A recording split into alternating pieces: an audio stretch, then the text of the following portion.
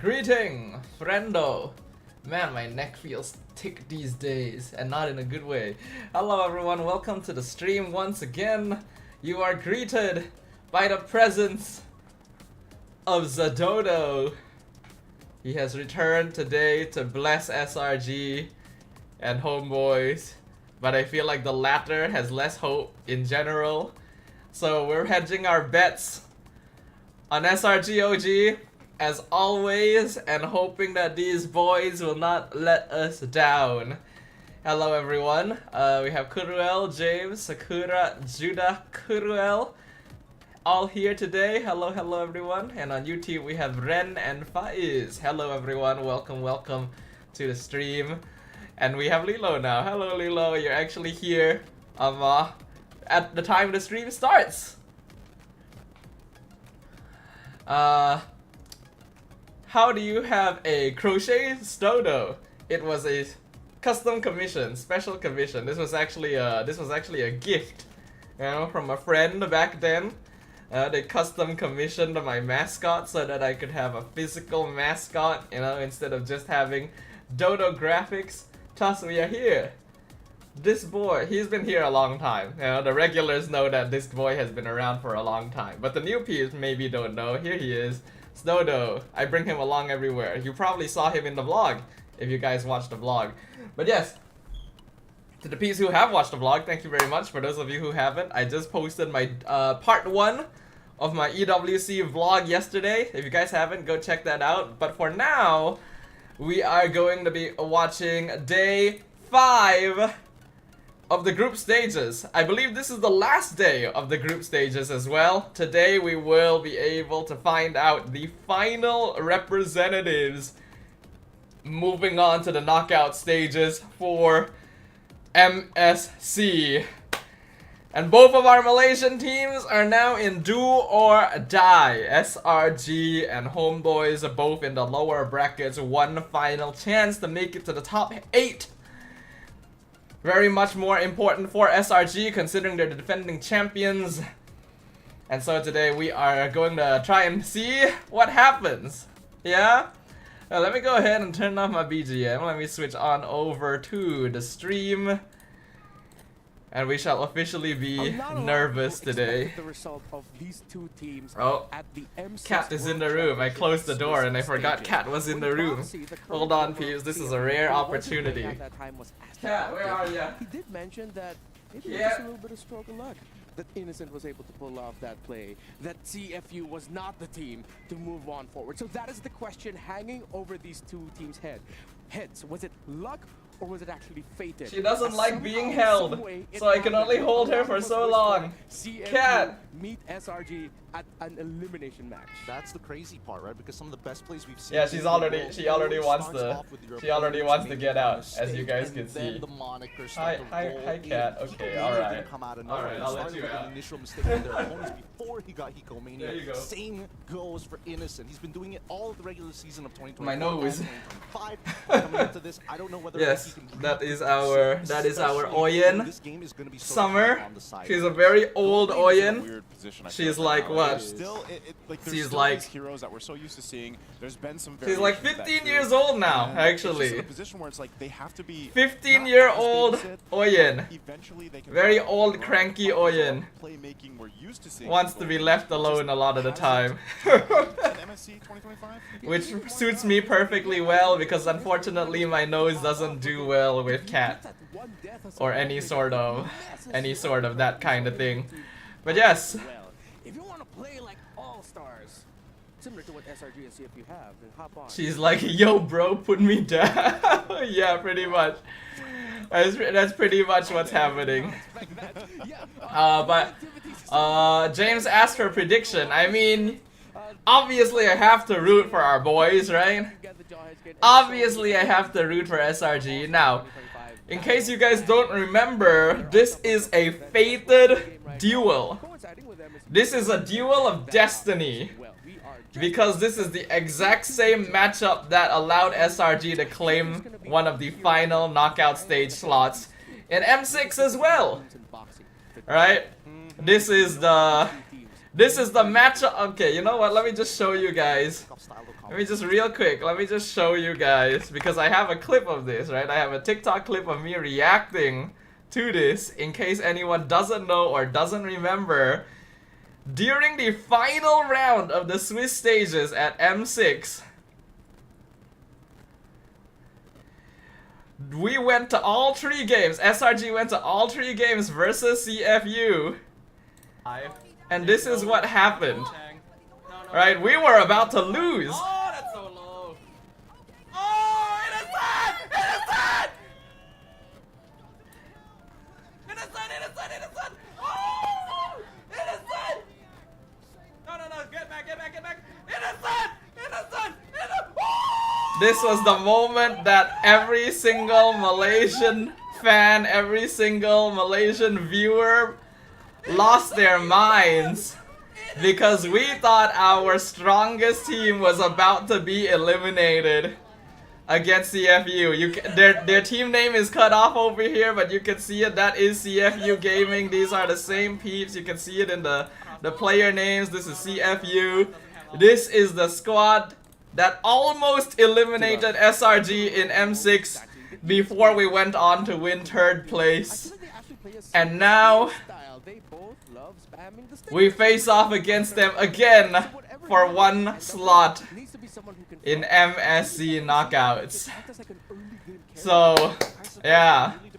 Is MSC the biggest tournament for MLBB? No. That would be the M series that happens at the end of the year, you know. MSC is like the mid-year big international tournament, but the big one is the M series that happens at the end of every year.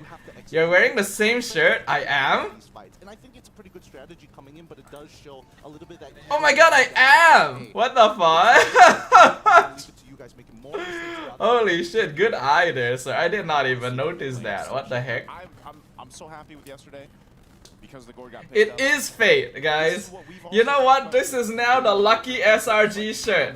Even though it's a Final Fantasy shirt and not related to MLBB in any way. But this is now the SRG blessing shirt. I have to wear this if SRG is ever in a position where they might be eliminated, you know? So that we can witness epic comebacks. In cases where it's like, all right, the Zetian has fallen off a little bit. Bring the blessing today. Woo, let's go. We must. Please.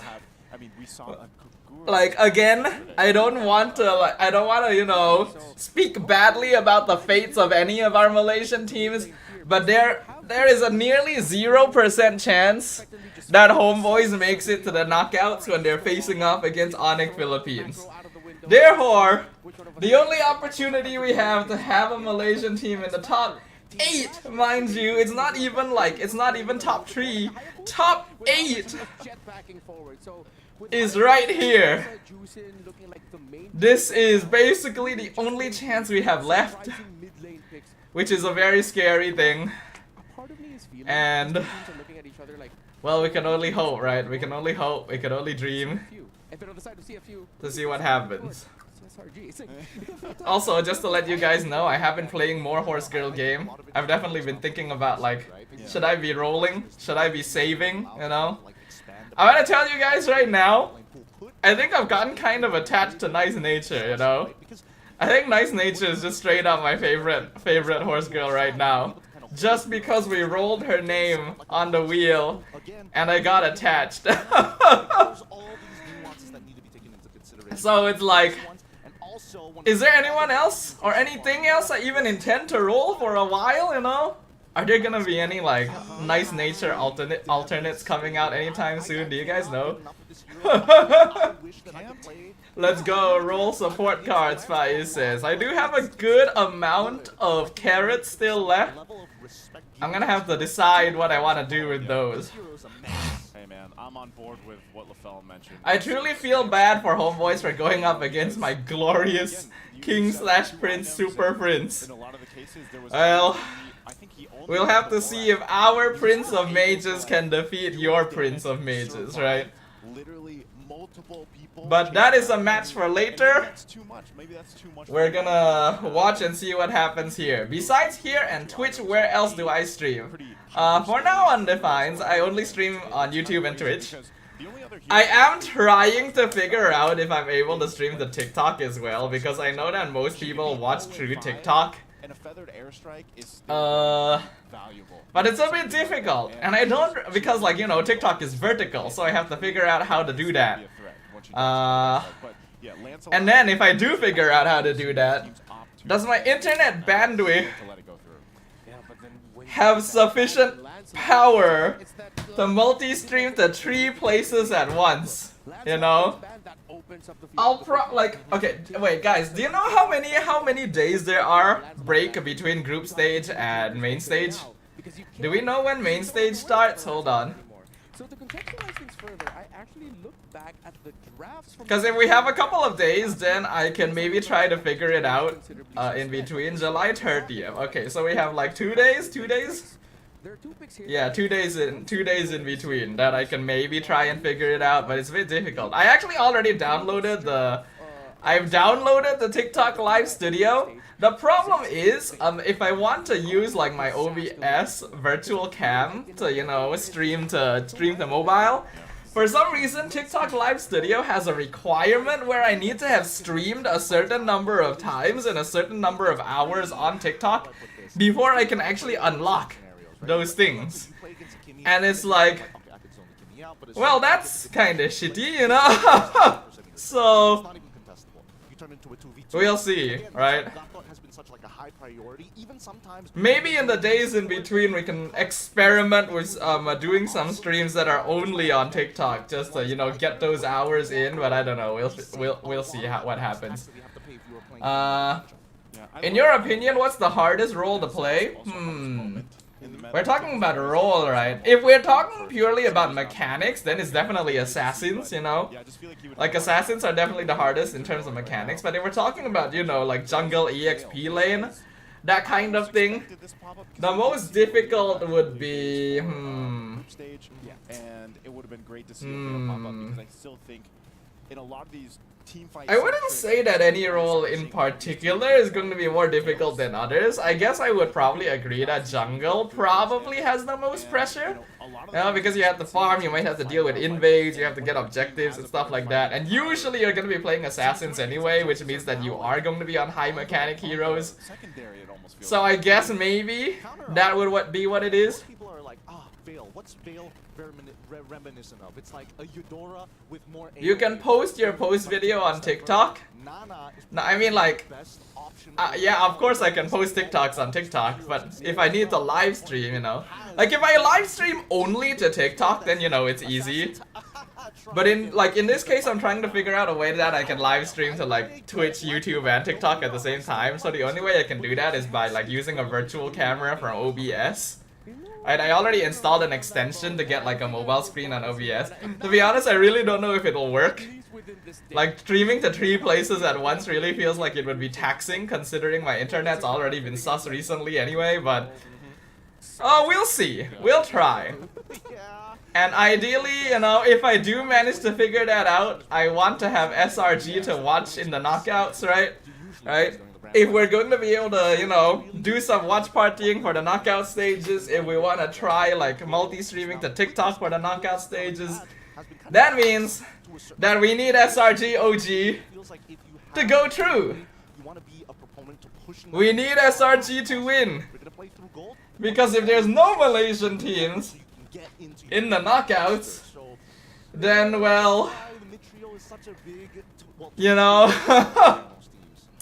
that would be not good. In the comment section, wherever you're watching from, on what potential picks we could see. We are waiting for the draft to begin. Of course, right now we've just been.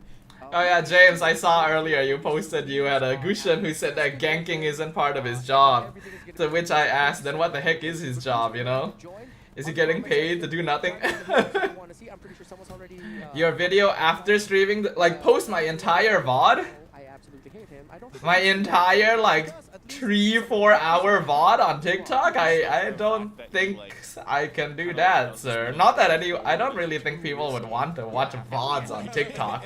I already have them on YouTube. If you want to watch a VOD, come to YouTube, you know. In some cases, some of those heroes that have that, where they're I'm a loud and proud Kagura jungle user. Yes, we are aware of that, Lilo.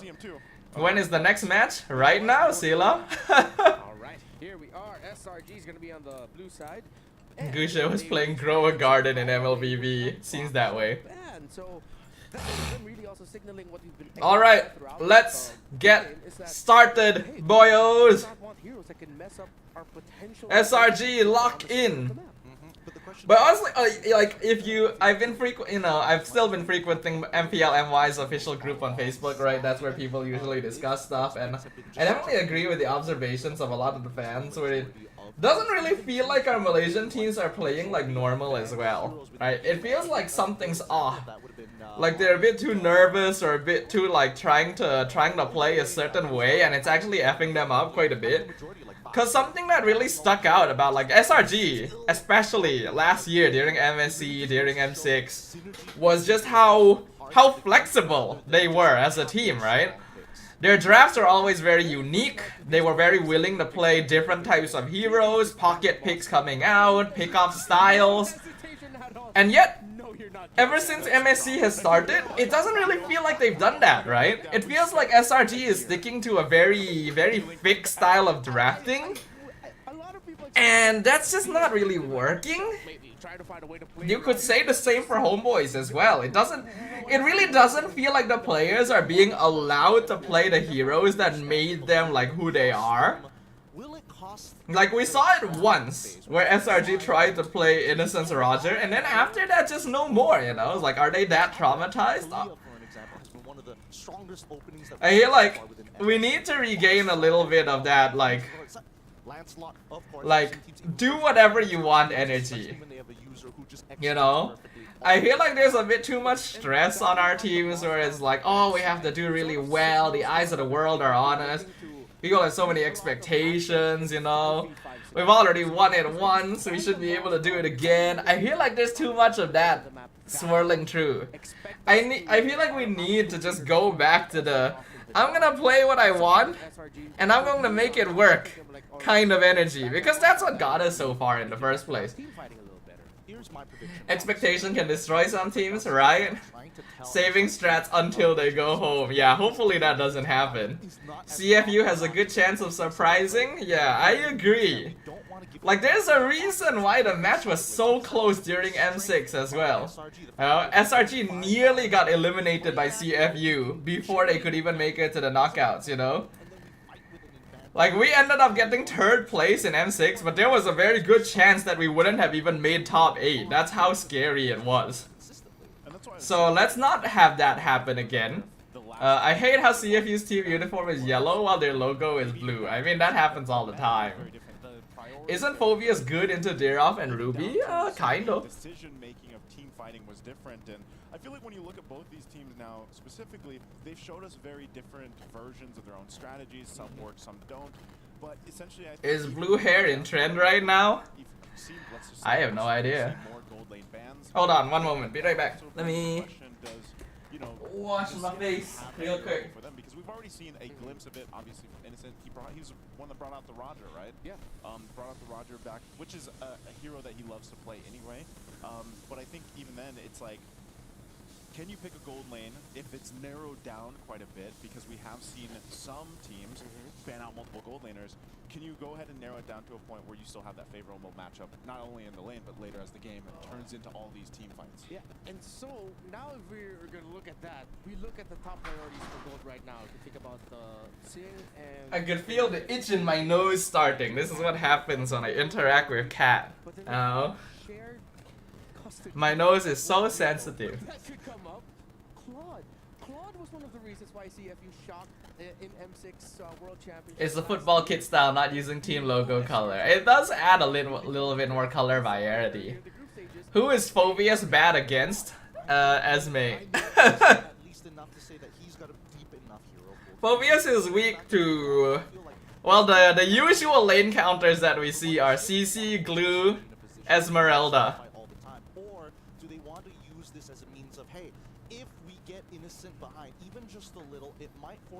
Why save strat when you're on the airport on the way home? Yeah.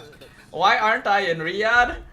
Good question! Munton! Why am I not in Riyadh? Huh? Why am I sitting at home watching this shit instead of being in Riyadh? Huh, Munton? Huh? Nah, I was only casting for MWI. So, you know, once MWI was done, I come home. Unfortunately, I'm not casting for MSC, which is sad, but hey, at least I got to go, you know? At least I got to be part of MWI. Arlot, though, was a ban for SRG. I mean, once you see those bans, you still have to float the idea of Badang is still out there, Gatan Kacha as well. Man, the Badang has been I know Mincetar ult basically neutralizes Phoveus' whole kit. Yes! But that's only when you have Mincetar ult. Before level 4, Mincetar really is not strong in the lane. So Phoveus beats Mincetar until level 4 comes around.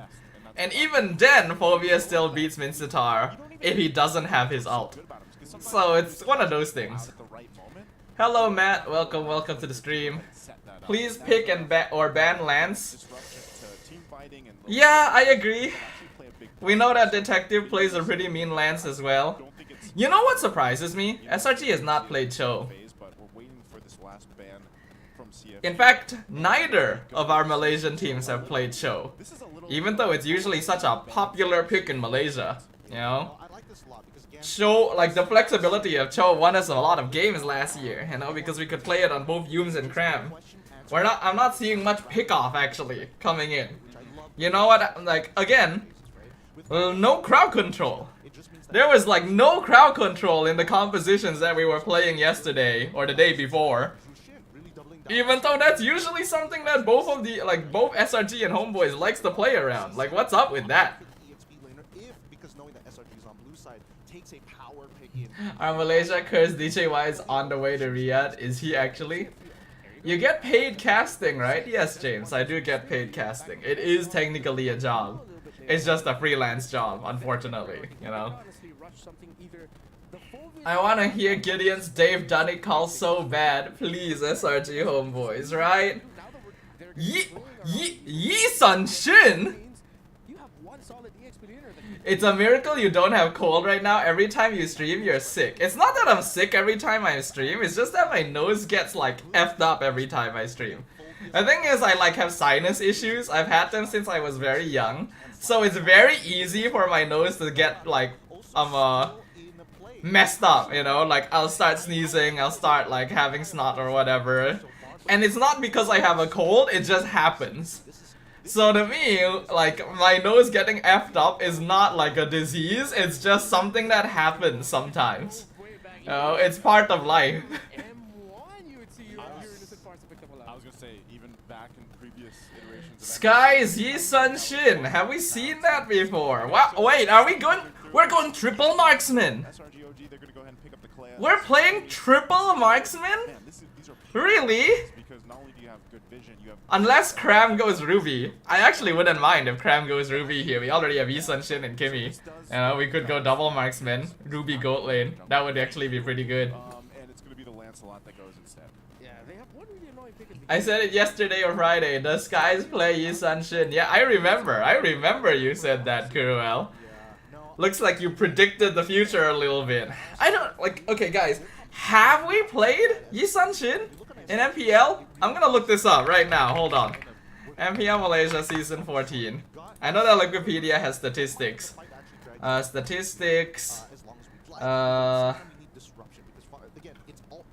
Actually, they have statistics for the heroes, but they don't have the statistics for the players. They probably don't have statistics for the players, thinking about it. Let's check the playoffs real quick, see if they... Yi Sun Shin, no Yi Sun Shin. Wait, no, this is... Wait, no, this is... What am I doing? I looked up Season 14, the last season was 15, what am I saying? Yi Sun Shin, no Yi Sun Shin. No Yi Sun Shin. I don't think they played Yi Sun Shin. Okay, well that's new. We let the Lance through, yeah. Oh yeah, I do remember Lolil playing it in the gold lane. That was the first time that Yi Sun Shin showed up. Whenever the weather changes from hot to cold, we have to dry, my allergies kick my ass. Yeah, same. Like rapid temperature changes also make my nose kick my ass. Is it the first time Skies is playing it? I'm like, SRG is the type of team that won't try a hero for the first time on, you know, on a stage like this, so they've definitely practiced it.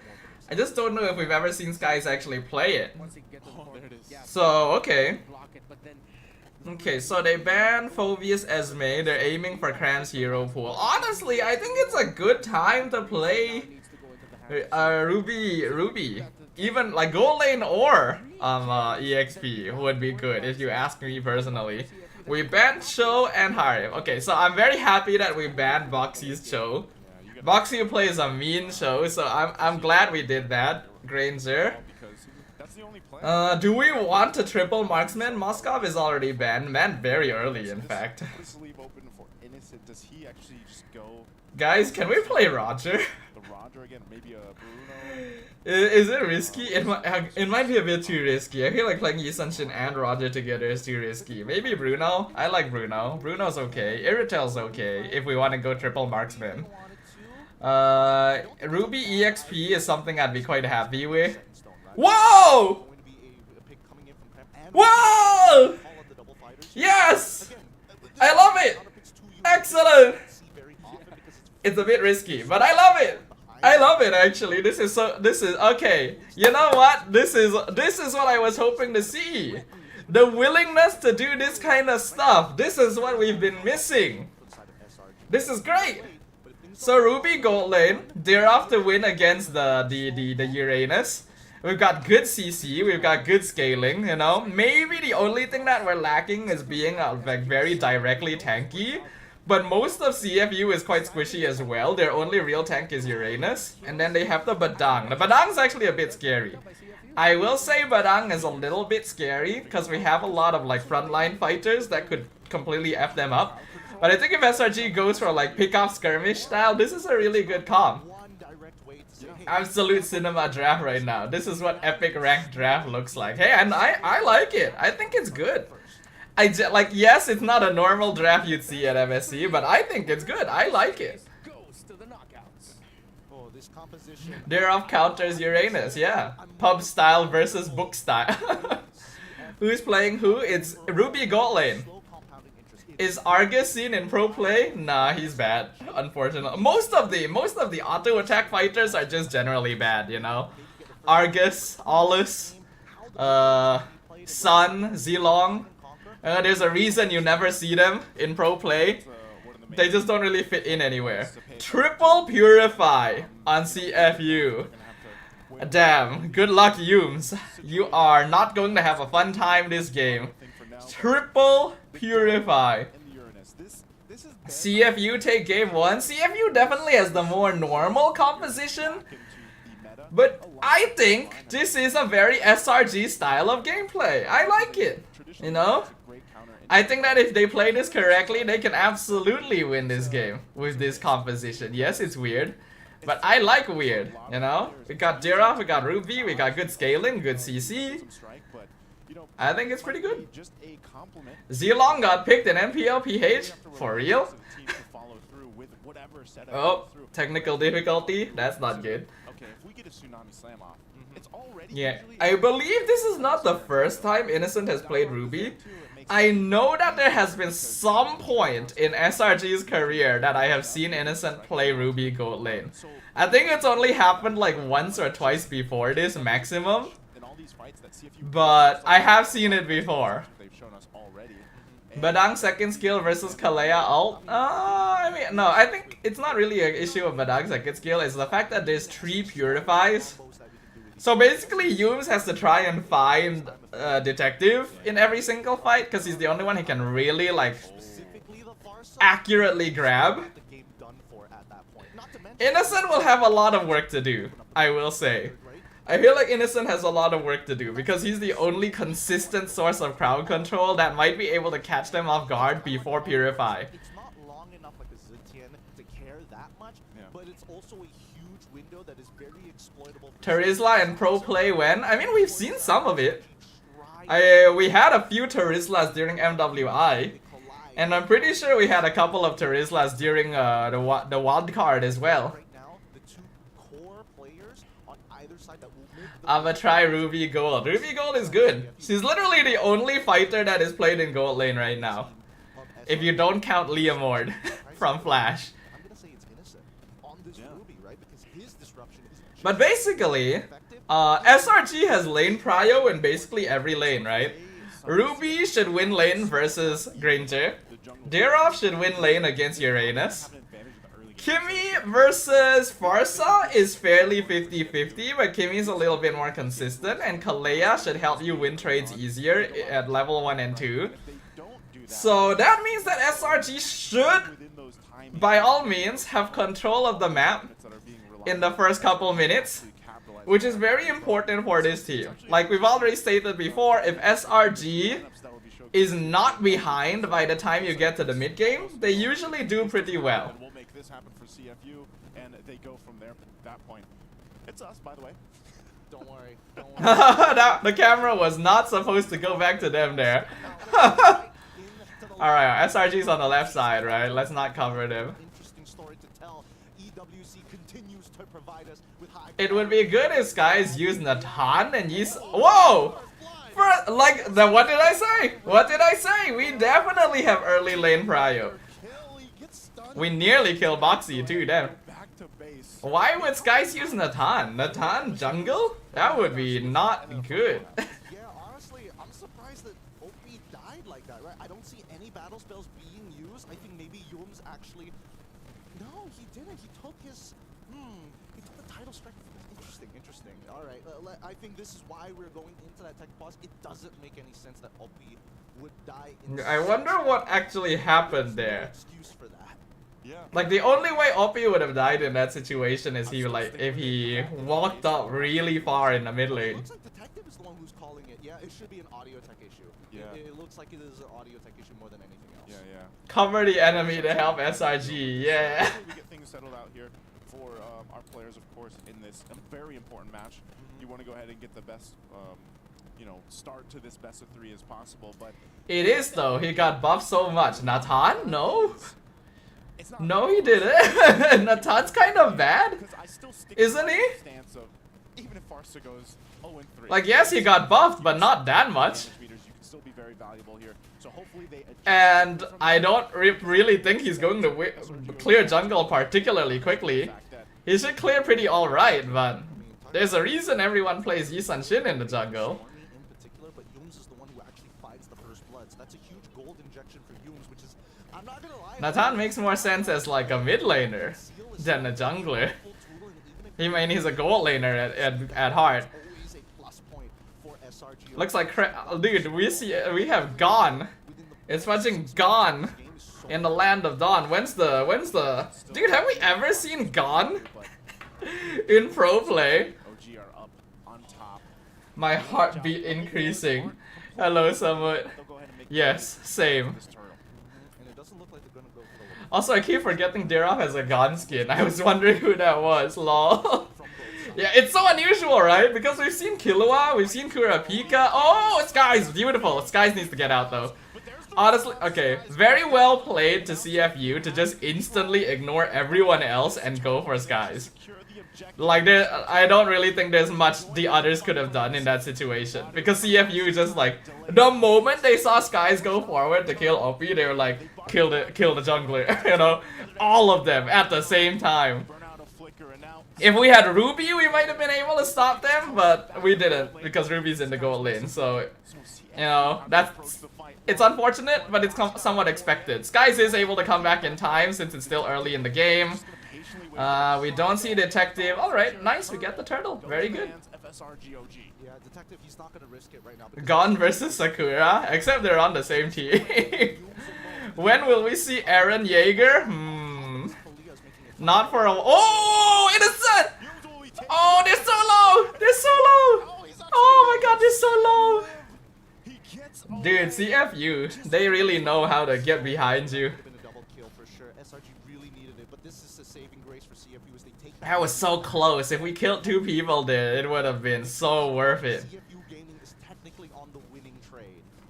And I'm so surprised even after that turtle take, they end up fighting it out in mid, but we're still at this pretty much even space, but Zhang getting a kill is great for him, especially... And the Granger got a kill? Wait, when did that happen? Skypiercer just yet, but maybe he rushes, was it Hunter Strike and then Skypiercer? For most Grangers? Yep, for most Grangers is Hunter Strike and then into the Skypiercer. The early damage from the the early damage of most... Her no is still good. The goal lead is not really that big. I really do think that SRG needs to work on their farming speed though. Like, SRG has problems with their farm speed. It feels like it's always been the case. How should this lane be anyway for Innocent? Isn't this a really difficult lane to be on a Ruby and going against a Granger who has obviously a range advantage against you? No, because your sustain is so ridiculous, right? As long as there is a wave, Innocent can basically go from like... Aaron Yeager fanny skin. Well, what is he really gonna do about it, right? technically anyone from Attack on Titan can have a fanny skin. But they chose Mikasa, which makes a lot of sense. CFU gaming to deal with those setup potentials from Sing is being given a lot of gold. later on even. Yeah, SRGOG really needs to work on their farm speed. I feel like they lose in terms of farm speed to a lot of other people. At least this time Sky's on the Yisun Shin means that he will focus a little bit more on farming. Can we kill? He does have to jump on out. Pops No, concentrate. probably not. It's gonna be fine, goes and regens up. Buff's gonna be secured there. So He still has Purify as well, so it's unlikely. If he didn't have Purify, then maybe we could have killed. they have complete control right Damn, now. Detective, good reaction timing. Oh shit, who's that? Who got caught? Sky is fudge. Oh, Cram, nice. Nice, Innocent. Oh, we got the turtle? Seriously? What the fudge? How? Cram! Cram, the god! Dear off gameplay! As well as Wadu and Detective all have the same mindset. We take out Sakai, so there's a good chance we win this fight. Look at this engagement. Great. Man, they got their eye on Skies, man. Slow and set this up. Beautiful hook into the stun, 3-man stun. How does Durov get the turtle? Holy shit. They keep targeting Skies. I mean, it's what they're supposed to do, you know? If they kill the jungler, then they should always win the objective. Look at Cram, the 1v2. They can't actually kill him with the 1v2. That's the power of Gone Freaks right there, boys. Respects that OP is here, and they're forced off. Ooh, nice. Nice, nice. This is good. This is good. Cram will rest season. Yeah, I heard that Cram is taking a break next season, potentially. Honestly, the man deserves it. He's been doing so much this past season for us, you know? He just became captain. That's a lot of pressure for one guy. They're off ult, I think, to get the turtle? No, he ulted to kill OP. He ulted to kill the Varsa, like, when the fight started. So he killed the turtle through just like auto-attacking or something. Give him a break, his back needs it. Unfortunately, as much as I hate to admit it, I do feel like our PH imports do a lot to carry this team. You know, Cram and Innocent really do a lot for SRGOG. Currently he's able to apply a lot of pressure, but he's ultra sustainable, right? When I say ultra sustainable, there just isn't enough burst damage from the side of CF. Okay, we should be able to get another turtle. It doesn't look like they want to contest. Yeah, Innocent's already zoning, which is a very weird thing to hear. Because he's normally the marksman. Ouch, damn, that's a lot of damage. Okay, Stormy is building out some good items too. So far, so good. We can't let down our guard though. We can see Detective doing some split push action. Would Boss Simon give Cram to Geek for the right price? Technically speaking, anyone will be willing to give anyone away for the right price. But in this case, considering how important Cram is to SRG, that right price is going to be a lot.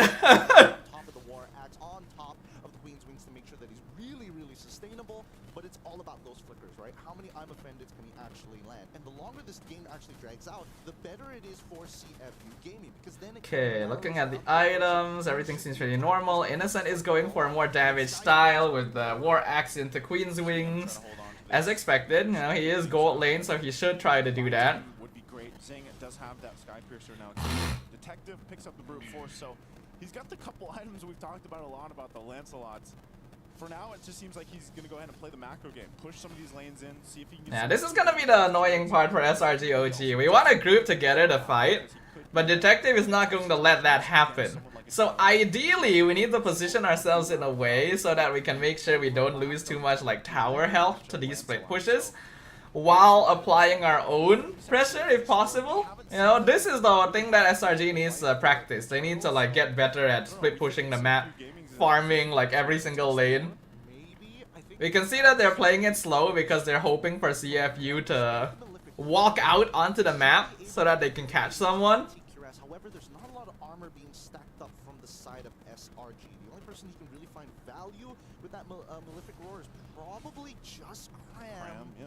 But even then, that's assuming Cram is by himself and he's not in melee range of CFU. I think right now, CFU Gaming need to make sure that both See. as well as Zing are in a favorable spot. Cram went for War Axe as well. War Axe Brute Force Radiant. Okay, okay. So our team is definitely going to be kind of squishy the later the game goes. Like the later the game goes, the squishier SRG is going to become. Yumes goes in, picks up the Badang. CC chain into the Fizz Crack, we get the Lord. Boxy goes down, Yumes flickers away. OP is being chased down by Cram. Wadu, oh, it flicker forward, catch him, beautiful, good shit. Stun him, catch him, yo, Innocent! Ho ho ho, this is it. This is it, boys, this is the SRG we've been waiting for. I knew I was right to be happy when I saw this draft. I knew that there was an inkling that this is what we were waiting for SRG to go back to SRG style, you know. Just keep on healing. Keep your two cores who are able to apply a lot of damage against the front line of Slang or Red Giants, because in these prolonged fights, unless Slang or Red Giants are... I can't believe it took this long for Ruby to start seeing gameplay, man. This hero is so good. Why are not more teams playing Ruby? We pick up the Uranus. Yumes goes down because the Feathered Airstrike will hurt. But it's still pretty worth to trade a roamer for an EXP laner. Yumes doesn't really have much shutdown gold to give either, so that's fine. Though maybe a little unnecessary, I will say. This is a big deficit. We've seen it before though. And again, they're gonna have to just find themselves a favorable pickoff, maybe. SRG 2-0, it's not gonna be easy, unfortunately, James. Even with this lead, there is no 100% guarantee that SRG wins this game, I will say right now. You know, we have to be a little bit realistic. It is not confirmed, because CFU does have pretty okay late game scaling as well. And then even if we win this game, CFU will be able to adjust to what we've shown them after this too, so... We'll keep watching, you know, we'll keep seeing how this goes. Damn, Cram, holy shit! That's a bit much! That was a bit much, that was too much. We should not have done that. Oh my god, Innocent! Oh! Holy shit, Ruby gameplay, boys! Ruby gameplay! Huh, huh! Ruby! This is my main hero right here. Oh my goodness, really nicely played. Cram, yes, I agree, he made the initial mistake. Detective Cram went too far, but Innocent survived a 4v1 and turned the fight around. Okay, we can end this. We can end this right here. Do we want to force it? Okay, looks like we're gonna play it safe. I feel like we could have forced it, but yeah, I guess this is fine. This is fine. Lord is coming up in 5 seconds.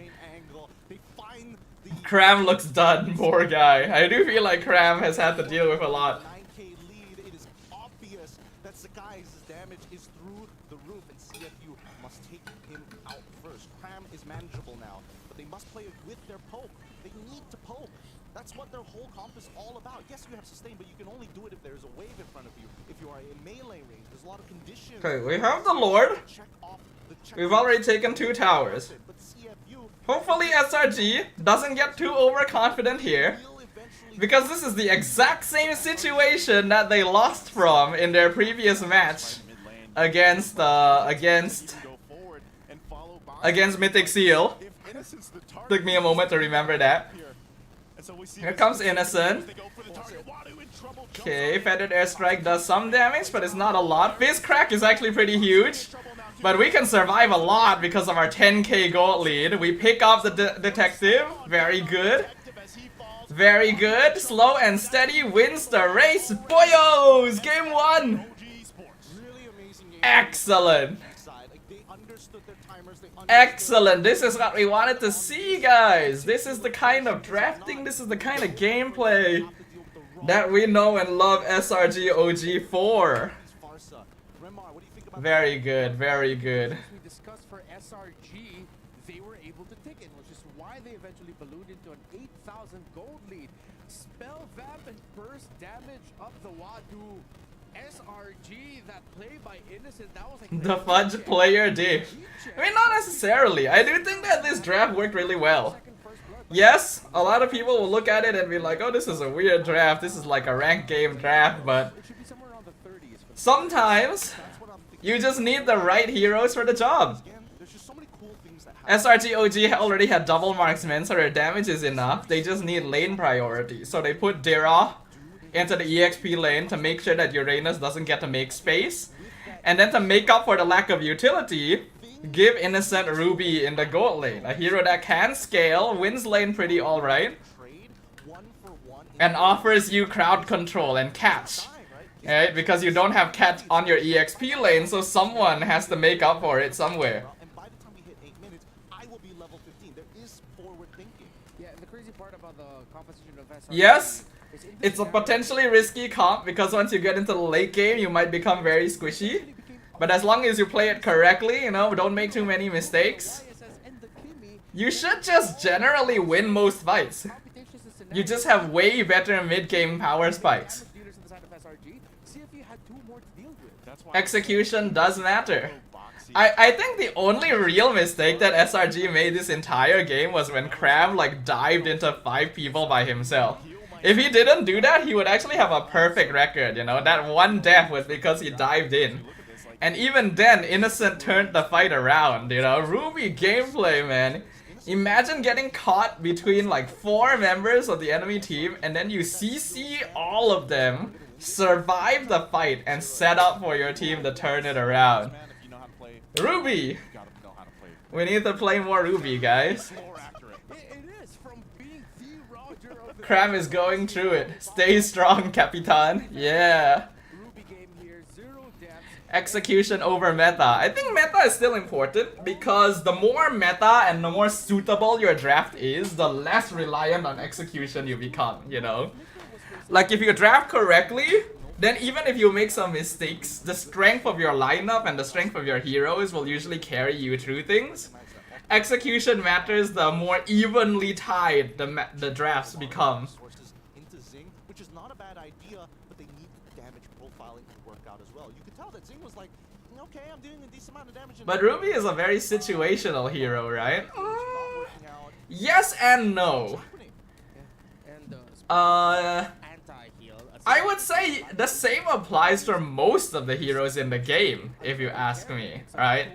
Even like the most meta heroes have counters. There's definitely conditions that will need to be met, but I do feel like Ruby is a lot more universal than a lot of other heroes. Yeah, she's not quite as bulky, but she's a very good like jack of all trades. And the crowd control that she offers is so good, you know? See, this is the difference when you have crowd control. SRG has been trying to play their games with no crowd control up until now.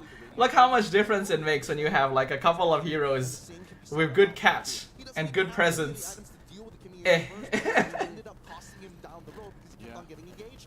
What if Jungle Ruby? I've tried it before in the past. To be honest, it works. But her farm speed is a bit slow, so it's not the most ideal. Sky should go Kagura jungle. Very good in my opinion. No bias. Yeah, definitely no bias there, Leela. You know, he keeps getting brought back to the fight, so even especially when that Purify was burnt, so it was. That's good. Good start. Let's keep this energy going. but SRG's Now going into game number 2, CFU will probably be aware that like, okay, SRG is willing to bring some weirder stuff out now, we need to adjust the draft. If SRG is able to take another win, even after CFU is aware of this, then we're in a good spot. Keep the ball rolling, SRG. Yeah, keep it going. Hello again, welcome to the stream. Welcome, welcome, sir. Can Mincetar be played roam? Yes, but he's a bit weak. I've X'd about this, I've tweeted about this. Mincetar is more of a mid to late game hero. So whether you play him roam or EXP, his early game is generally not going to be very strong. Unless he's ahead. But I do think that this is quite a technical mark. They're gonna ban Gon if they pick high HP heroes. The thing is, if you spend a ban on Dira, it's not really ideal, right? Like, it's a bit of a waste to spend a ban on Dira when there's so many good heroes in the meta nowadays. More likely, they're just not gonna play Uranus. I personally feel like both teams can just ignore Uranus entirely in the draft. Traditional concept of a Kalea's across from us, let's all take multiple purifies. Then if you have a Ruby in the mix too. I did tell you they can bounce back. Yeah. There's just something about this team, man. Why does it take being pushed into these positions for them to bounce back? Are they actually trying to hide strats on MSC? Somehow, it wouldn't be too surprising if that actually were the case. Needs 2 items, but here, Detective couldn't really do anything. I feel like he had a struggle, and he was forced to just go and farm up, try to push them to the side lanes. Yeah, it was a pretty wild experience here for Detective. Did Yum's hair get even longer? Well, you see, Cruel, that's usually what it does, you know?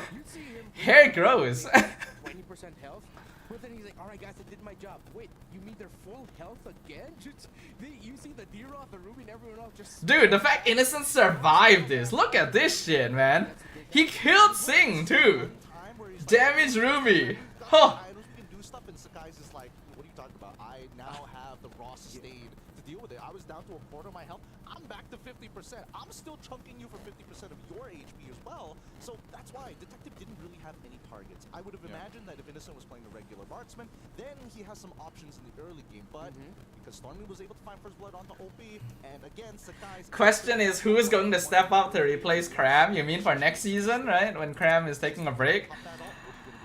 Well, I mean, they still have Gojes. Gojes has been hanging out on the bench for a very long time. To be honest, I don't really know if Gojes wants to play anymore. I definitely think it's more of an outplay in the first 6 minutes of the game. From that point onwards, I think that with the items that were coming through, they just needed to defend that Lord one more time. They would have been on even terms. Yeah, because Gideon mentioned this when we got a glimpse of the items, and you saw it in the last highlights there. That Seahava was picked up around the 12-minute mark. Just buy Flap. All they had to Yeah, of course, just buy Flap. Hey, just buy Kyrie while you're at it, you know?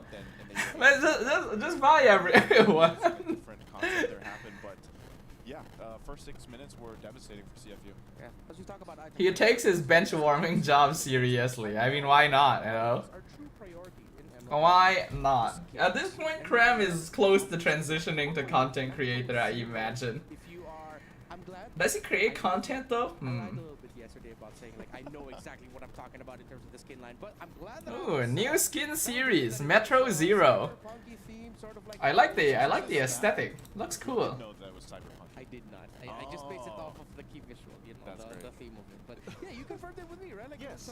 it's a whole Exorcist X Squadron. Yeah, I want to say what the heroes are, but I don't even know whether we have the green light to like let the audience know. Because, Bye, Edward. That's true. Where is Edward actually? Which team is Edward in right now? Is he in a team? I can't remember. He was such a household name back then during the M3 era. I don't know if he's actually still playing. DCSO gets taken out in SRG because they played it really well. Y'all making it sound like they're for sale or something. Technically, the players are always for sale. Play double fighters. Well, not actually, no, not really. Not always, but you guys know what I mean. Isn't Edward in Aurora? Oh, he is? Fudge.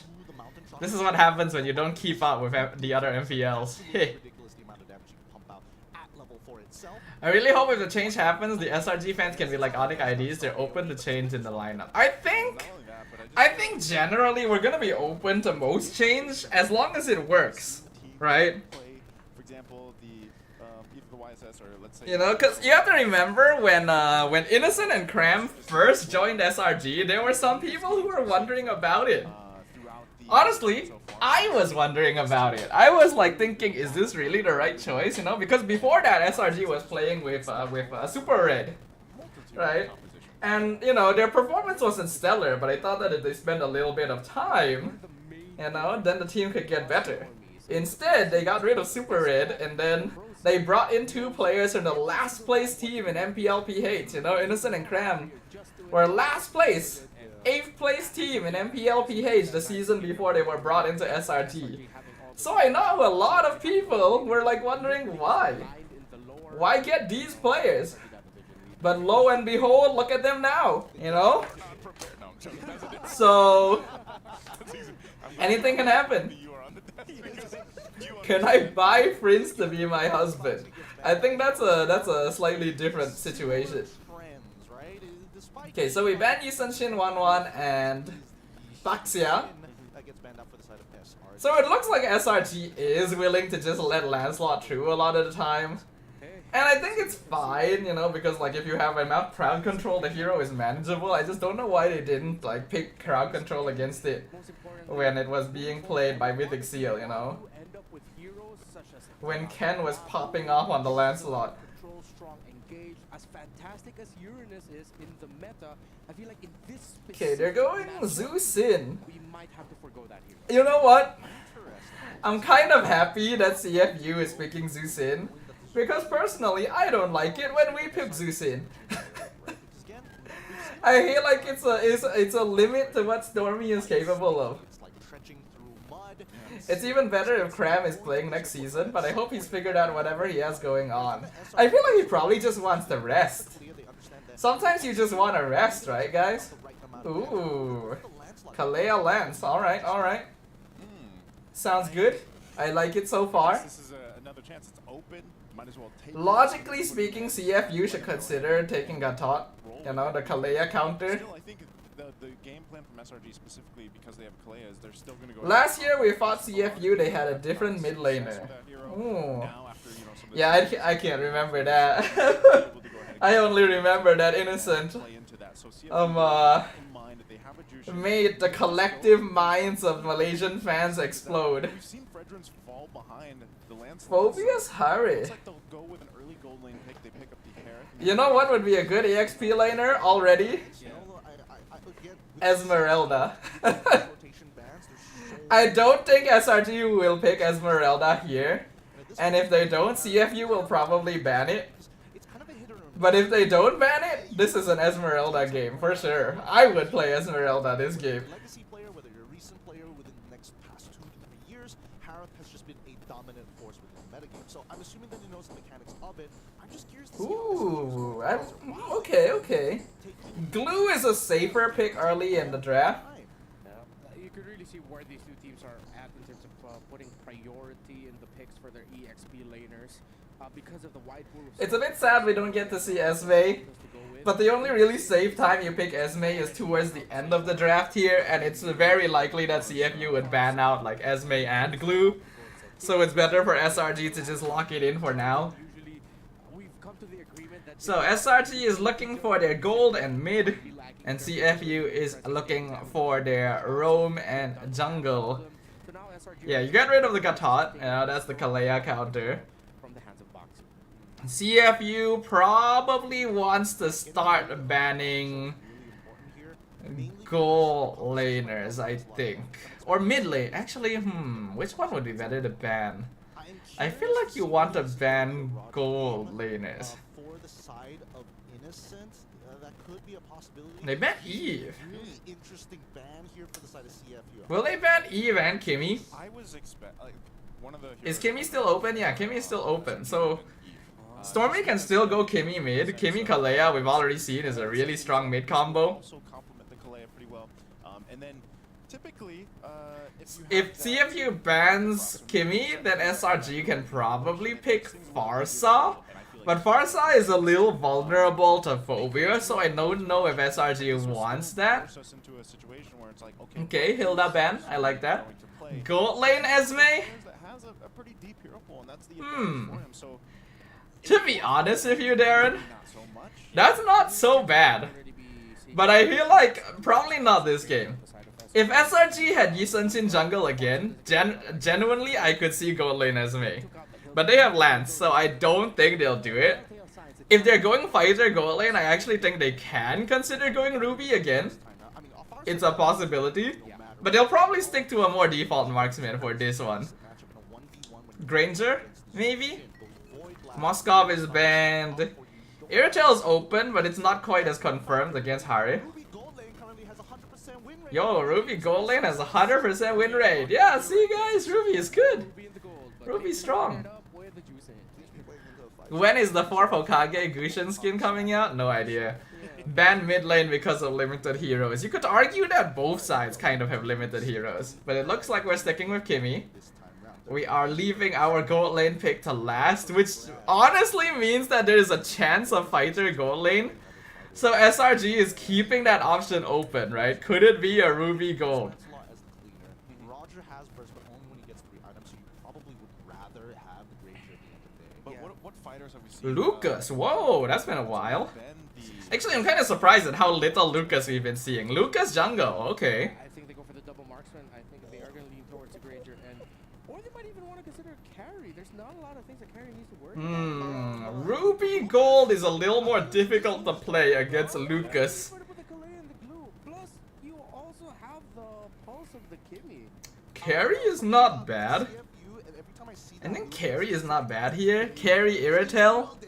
Granger is still very safe as well. As much as we would imagine that Lucas has kind of fallen off the metagame, keep in mind what his role is supposed to be. He just doesn't want to die to the landslide. If he gets picked up, he has anti-CC to try. It's been a long time since we saw Lucas jungle, yeah. Yeah, okay, they're keeping it safe, keeping it simple. Yeah, I like it. I think it's good. Lucas is dangerous, yes, potentially. CFU has a lot of dive potential, right? So CFU has a pretty strong dive composition. SRG is actually potentially weak to a dive composition actually because Kimmy Granger, if they get jumped on by Lucas, by Phobius, it becomes very difficult for them to play. But if they play this safe, if they play this systematic, I can see this still working pretty well. Especially since Cram on the glue is going to be a very strong frontliner for them, you know? And Lucas dives very deep as well. So in general, glue is not going to have a hard time like catching Lucas with his ult. And we all know that if Lucas gets CC'd, he actually dies fairly quickly, you know, because he can't cast his skills to regen. So I can still see a potential here. I think SRG probably wants to play this a little slower, ideally. They're actually not too bad around level 1 and 2. They can afford to play somewhat aggressive level 1 and 2, but around the level 4 timing, SRG wants to play it safer, because I think CFU will be stronger. I'm curious to see that whether or not they're going to end up towards the EXP side, because that's what it always seems to boil down to, right? SRG has prioritized so often playing through their jungle to make sure that Cram is going to have a decent... Shouldn't we be seeing the game right now? That's a technical pause, but... Is this a pause? No, it's just the camera on the wrong day. It looks like they're still playing. There was Oh wow, we nearly killed Boxy in the EXP lane. Why were we fighting in the EXP lane at 1 minute? Wow, okay. Oh yeah, Cam, thank you, Kuruel. Either way, this is a big win coming in from Cram. He will start to develop a lead against Water. So Cram has priority in EXP. I think we still have priority in mid. Yeah, we definitely have. So we have mid and EXP prio, but we don't have gold prio because Harif definitely beats Granger in lane. catching up there too. I guess We had Gone last game, we have Killua this game. kind of played quick advantage if they could. See if you didn't find it, but then they might look here in the mid lane. Stormy, he's gonna be fine. Has Humes with him, so yeah, I think just because that didn't happen in the early game. SRG can afford to play slower because our late game is way better. Like we just have a better late game this time. Oh, beautiful! Oh, it's beautiful! It's exactly what I was hoping to see. This is SRG. This is classic SRG. Oh, I have missed this. You look at the minimap, you can see that Wadu doesn't have priority over that lane. You see 3 members, and the first thing in your mind is like, oh yeah, I'm gonna just like try and poke them out. No, you back off. You don't have your flicker. Yeah, and right now they want to go ahead and start up this turtle here. They're gonna fight for it. Cram. Okay, we're gonna try and force the fight. We see OP. We're diving. We are diving. Holy shit, Skies, careful, sir. Holy shit, Skies, that was too much. But Stormy gets it. Oh my god. We kill Boxy, but we lose Yumes. Not really the most worth, because I think Cram is dead here too. No, actually he's alive. But we do get a lot of gold on Stormy in the mid lane, so I guess that's not bad. Whoa, Innocent! Whoa! Whoa! Innocent! We love Innocent here, guys. We are Innocent stans on this channel. It's a pretty big mistake. Wait, hold on. No, Obby shouldn't die here, right? Yeah, he should be fine. He should be. I think, but I don't know about... I think Skies went a bit too far to try and guarantee the turtle. But somehow Stormy got it. It's exactly what happened last game, you know? Skies died before the turtle, and then Cram got it, but this time Stormy got it. It's kind of funny. You know, and but still, good thing Stormy was able to go ahead and secure that for a second there. Thinking CFU could actually turn it around, but they do get a couple kills. Okay, so far so good. Like I mentioned, you know, like around the early stages, SRG can afford to be a little aggressive. But around now, I hope to see them slow down slightly. You can still go for kills if the situation is correct, but I think it's best not to force things, because we are starting to reach the point where Detective can be quite scary on this Lucas. Especially because they have this Kalea. The flicker is going to be up in about 10 seconds. Cram will be the focus, but still Detective. Oh nice, we force out the ult on Detective. Not sure if they do anything off of that. Very good. Is actually really good SRG playing slow PH style? I mean, they can. Really, they actually can. Alright, I'm liking this. I'm liking what I'm seeing. Where was this yesterday? Or the day before? Stormy might be dead, potentially. No, he's fine. He is okay. Cram might be in trouble, but he is zoning Detective out. Even if Cram dies at this point, his job is done. Looks like he's not dead either.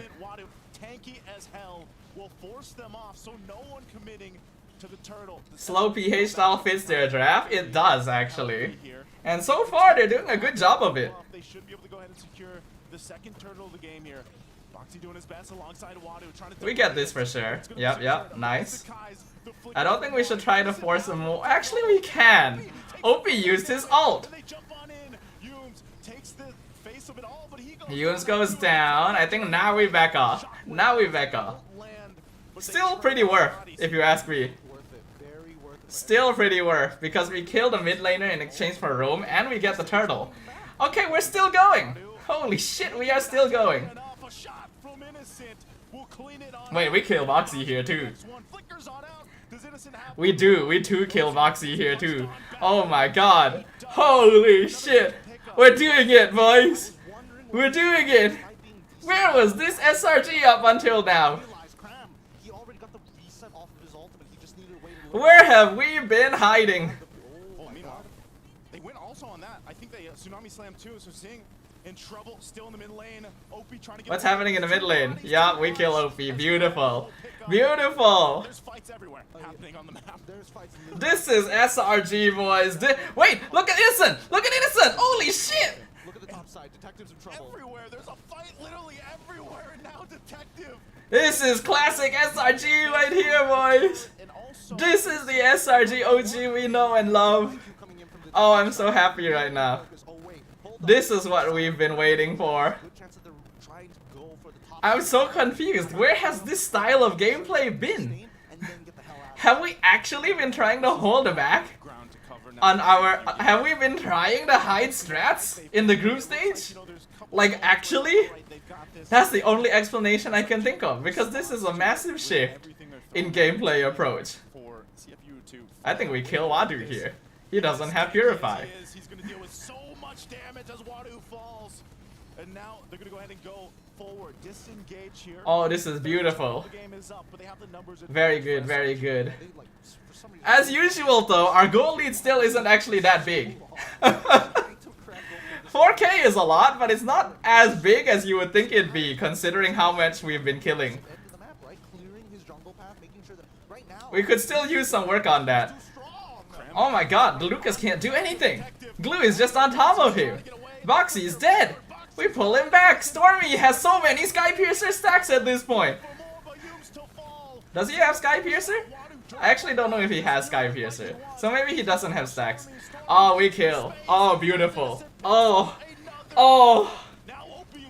Oh, I'm so happy. Oh my god, Innocent. He's 9-0.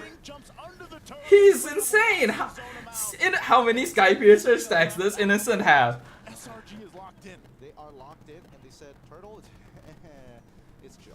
We don't care. We don't care about this last turtle. We care about the fight. We care about the structures that we can get off of this, and they will continue to. Innocent is guilty, alright. We are going to continue making that joke until the end of time. Like, how is he getting away with this? The half man, half beast is not innocent. Holding all 4 members of He is guilty but I think that of murder had to give it up. in the first degree. Scenario, especially when they don't have anything involved. Oh, we're fighting again!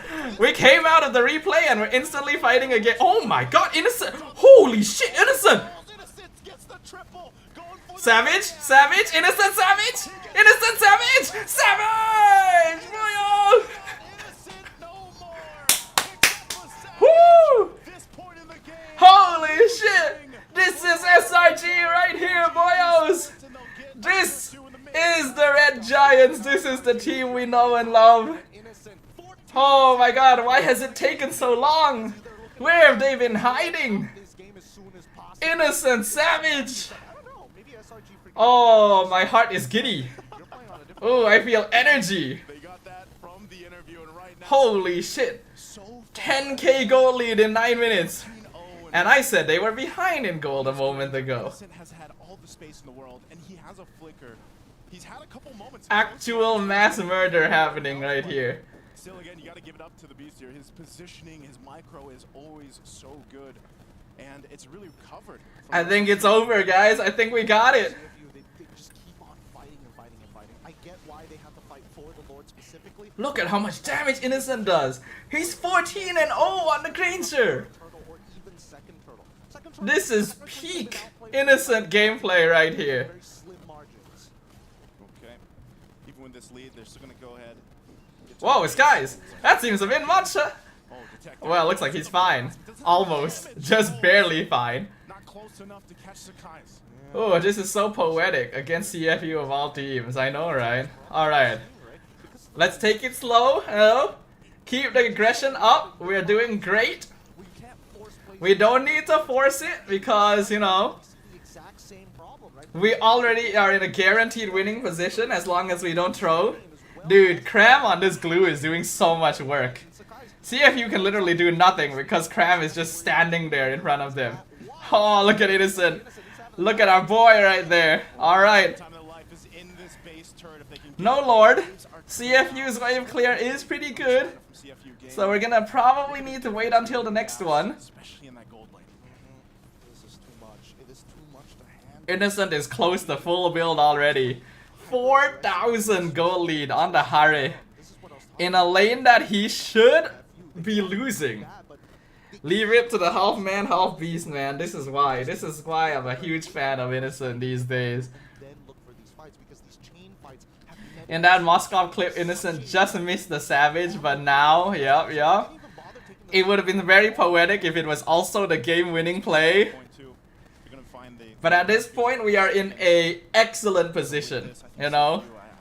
It would take us like literally throwing our like all our bodies in order to lose this one. Hey, 11 and a half minutes in, full build. That's what happens when you're 14-0-1. Jeez. Hello Vector, by the way, welcome back. CFU. And the word SRG is so good, right? Right? God, this is 10K gold. Oh.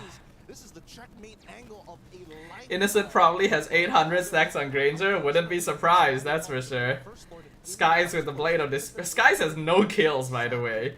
Innocent has been taking them all. So that is Innocent and Stormy have both not died this entire game. I think Cram also hasn't actually died, even though he's like tanking damage in front every single fight. Has he died? Maybe once at most? Look at the difference in damage, man. Innocent has done nearly double that of Detective and Skies. Yeah, Cram hasn't died. Yums has been dying most of the fights, but that's because he's just in front. 600 stacks, not quite 800, but 600 in 12 minutes is still a lot. Okay, this could be the end game, boyos. It could be the end game. Lord will crash, mid inhibitor will fall. Skies comes in, misses. Oh my god, he's damaged! And he's out! He just dashes away like nothing happened. Wadu nearly dead. Never mind, he is dead. A snipe from above from Innocent. Lucas goes in, does nothing, double kill.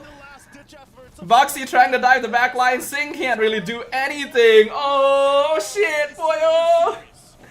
SRGOG goes on to the knockouts. History repeats itself once again. I do feel bad for CFU. Like, the fact that SRG keeps denying them the main stage.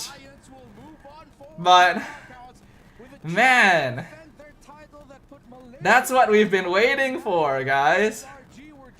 Dude, SRG has been making us so nervous this entire time. It's like, where's the SRG we know? You know, where's the slightly weirder drafts? Where's the more aggressive, coordinated gameplay? Here it is. Here it is. Have they actually been saving strats, these guys?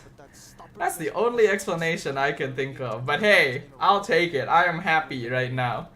It's going to be a bit tough because SRG cannot choose their opponents. But hey, whatever happens, I feel a lot better after this one. This is the Selangor Red Giants that we remember.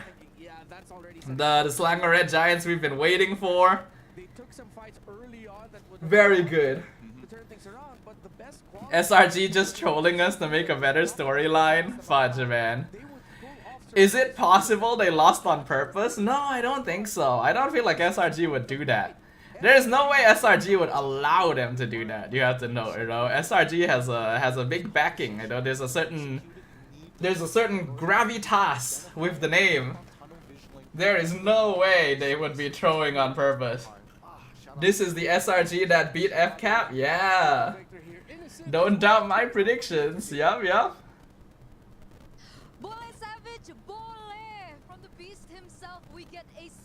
Here in the group stages, just on the brink of elimination. Innocent, that performance, game number 1, people were already talking about that Ruby play, but then in game number 2, you pulled off Innocent an popping amazing, off, impeccable man. Granger play. How was that like for you? Because we review a lot of games and we want to focus on our strength, more onto aggressive early game. Okay, what changed today? Because this is such a different SRG that we saw today.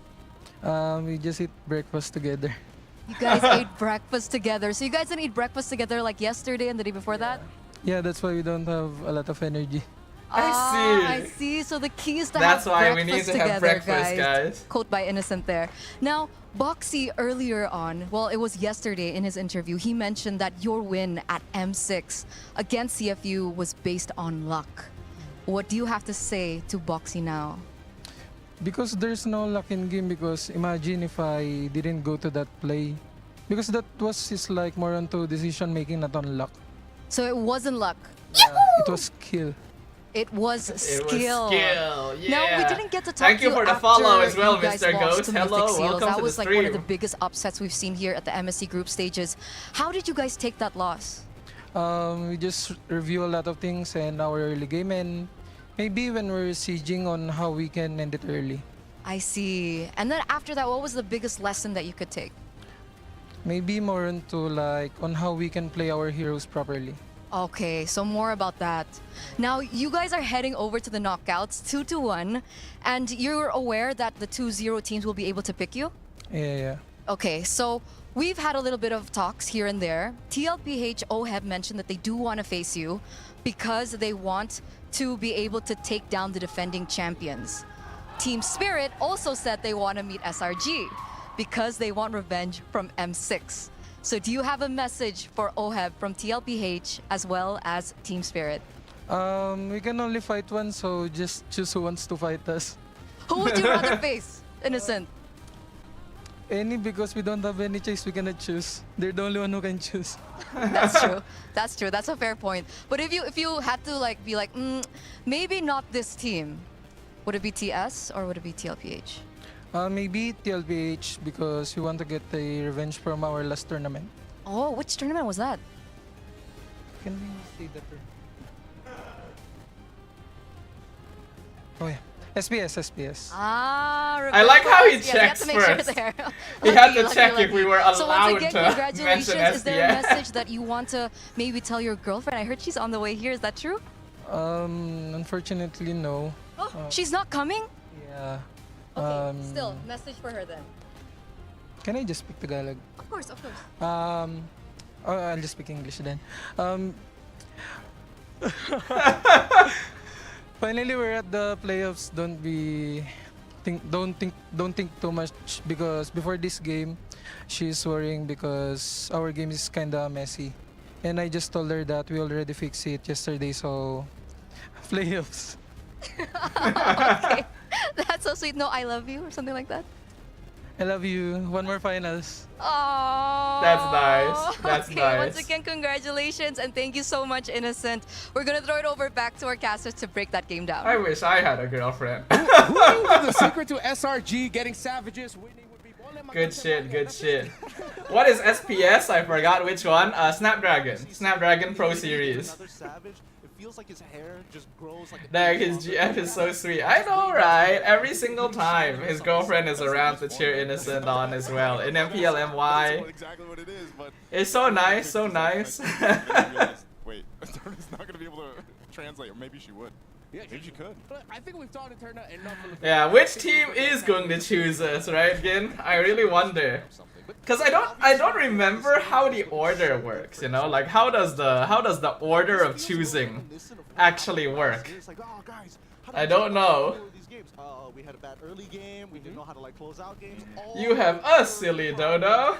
You guys, I don't think I can treat you guys like a girlfriend, you know? The messy games that they've had. Staffa, it's okay, my dude. You'll have one someday. Thank you, DJY bot feeder.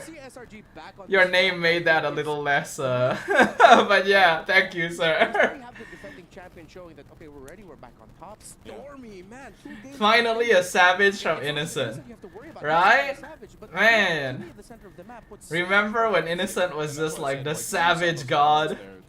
The space that was provided. It's not hard to remember because he literally got 2 savages during the MPLMY Grand Finals, so so much space to work yeah. with, and their positioning is so good. They're allowed to shine, and the Kimmy does that so well for a lot of teams. Yeah. It really feels like SRG locked in, you know? Whatever issues they were having before this, it actually did feel like they properly looked at it, they figured out what was wrong. Because today's gameplay just looks so much cleaner. This is the defending champion mentality we've been waiting for. Stage, and I think this is going to be a very big learning experience for him. All right, let's see who the match MVP is. The teams with the fastest endgame get to choose first. Oh. So if it is Team Liquid, dude, I really don't want us to fight Team Liquid so early though. Cause you guys have to remember, knockouts are single elimination. Despite having so many. I feel like SRG OG Team Liquid could be could have grand finals potential. It would be such a waste for it to happen at the very beginning. 17-0. This guy is crazy. Was he stacked up before the Savage or after? Anyway, I'm messing with DJY in his stream before, so my name is like this. Haha. I see. How has DJY been doing? I haven't dropped by his stream in a little bit. I've been too busy watch partying myself. forward to the knockouts with a chance to defend your title. But coming up next is the Saudi National Bank match of the day between Ugh. ONIC, the champions of Guys, why do I sweat so much when I sit here? of the wild cards who still continue to go on their run. My legs are drenched again. Knockout stages, only He's one oh wait, DJY is actually going to Riyadh? Why is he going now? Series number 2, so we'll see. If he was going, shouldn't he have gone like before MSC started? Or is he only going for knockouts? I guess that might make sense. Maybe he's only going for knockouts. He's in Riyadh right now with his friends. Oh. Did he like go on his own, or did Muntan send him there?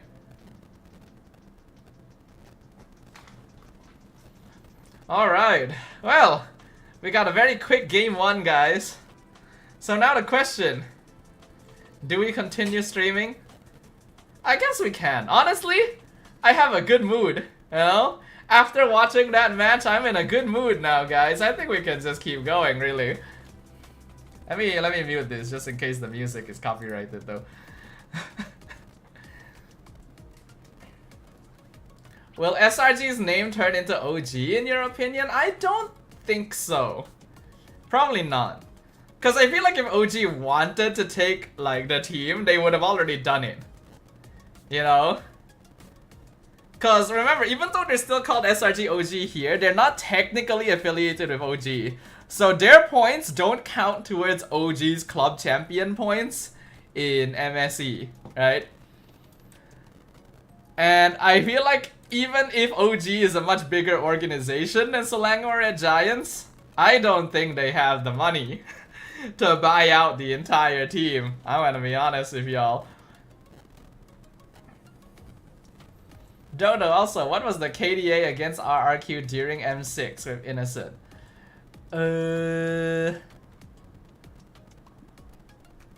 Fire says 19 kills. Is that correct? Let me check. SRG versus RRQ M6. I don't know if I'm gonna be able to... Where was that? Was that a Swiss stage or a knockout? Knockout. I do not remember.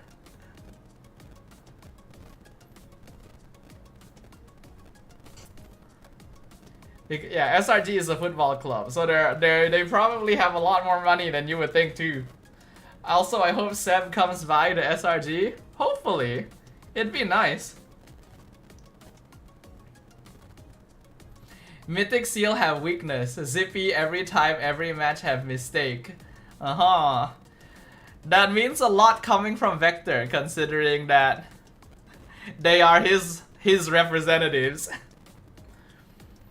Yeah, I will admit, I don't feel like Mythic Seal's gameplay was perfect either. Like, I feel like if SRG was just a little bit more locked in, they definitely could have beat them. But you know, I believe in the Myanmar teams. The Myanmar teams always like, if you ask me, Myanmar as a region always has the biggest dark horse energy in any MLBB tournament. I'm always sad that CFU gets knocked out though, because I also feel like Cambodia has dark horse energy. They just keep running into us. Even as a Mythic Seal fan, worry about my team. Understandable, sir. I mean, look at me here, you know? I'm also worried for SRG. I'm also worried for Homeboys and all of that.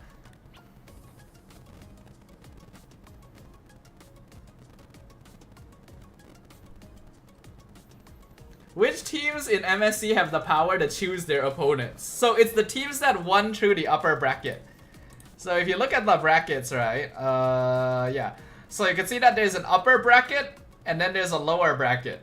So the 4 teams that make it to the knockout stage through the upper bracket have the authority to select the teams that they want to face from the lower bracket. So like Liquid PH, Mythic Seal, Spirit, and RRQ will have the chance to choose between SRG now, and then whoever wins between these other matches. I'm gonna presume that it is the 2 ONICs and Aurora Turkey. Those are my predictions right now. Unfortunately, I'd like to predict Homeboys, but I really don't see them beating ONIC Philippines. At least we have one team making it through.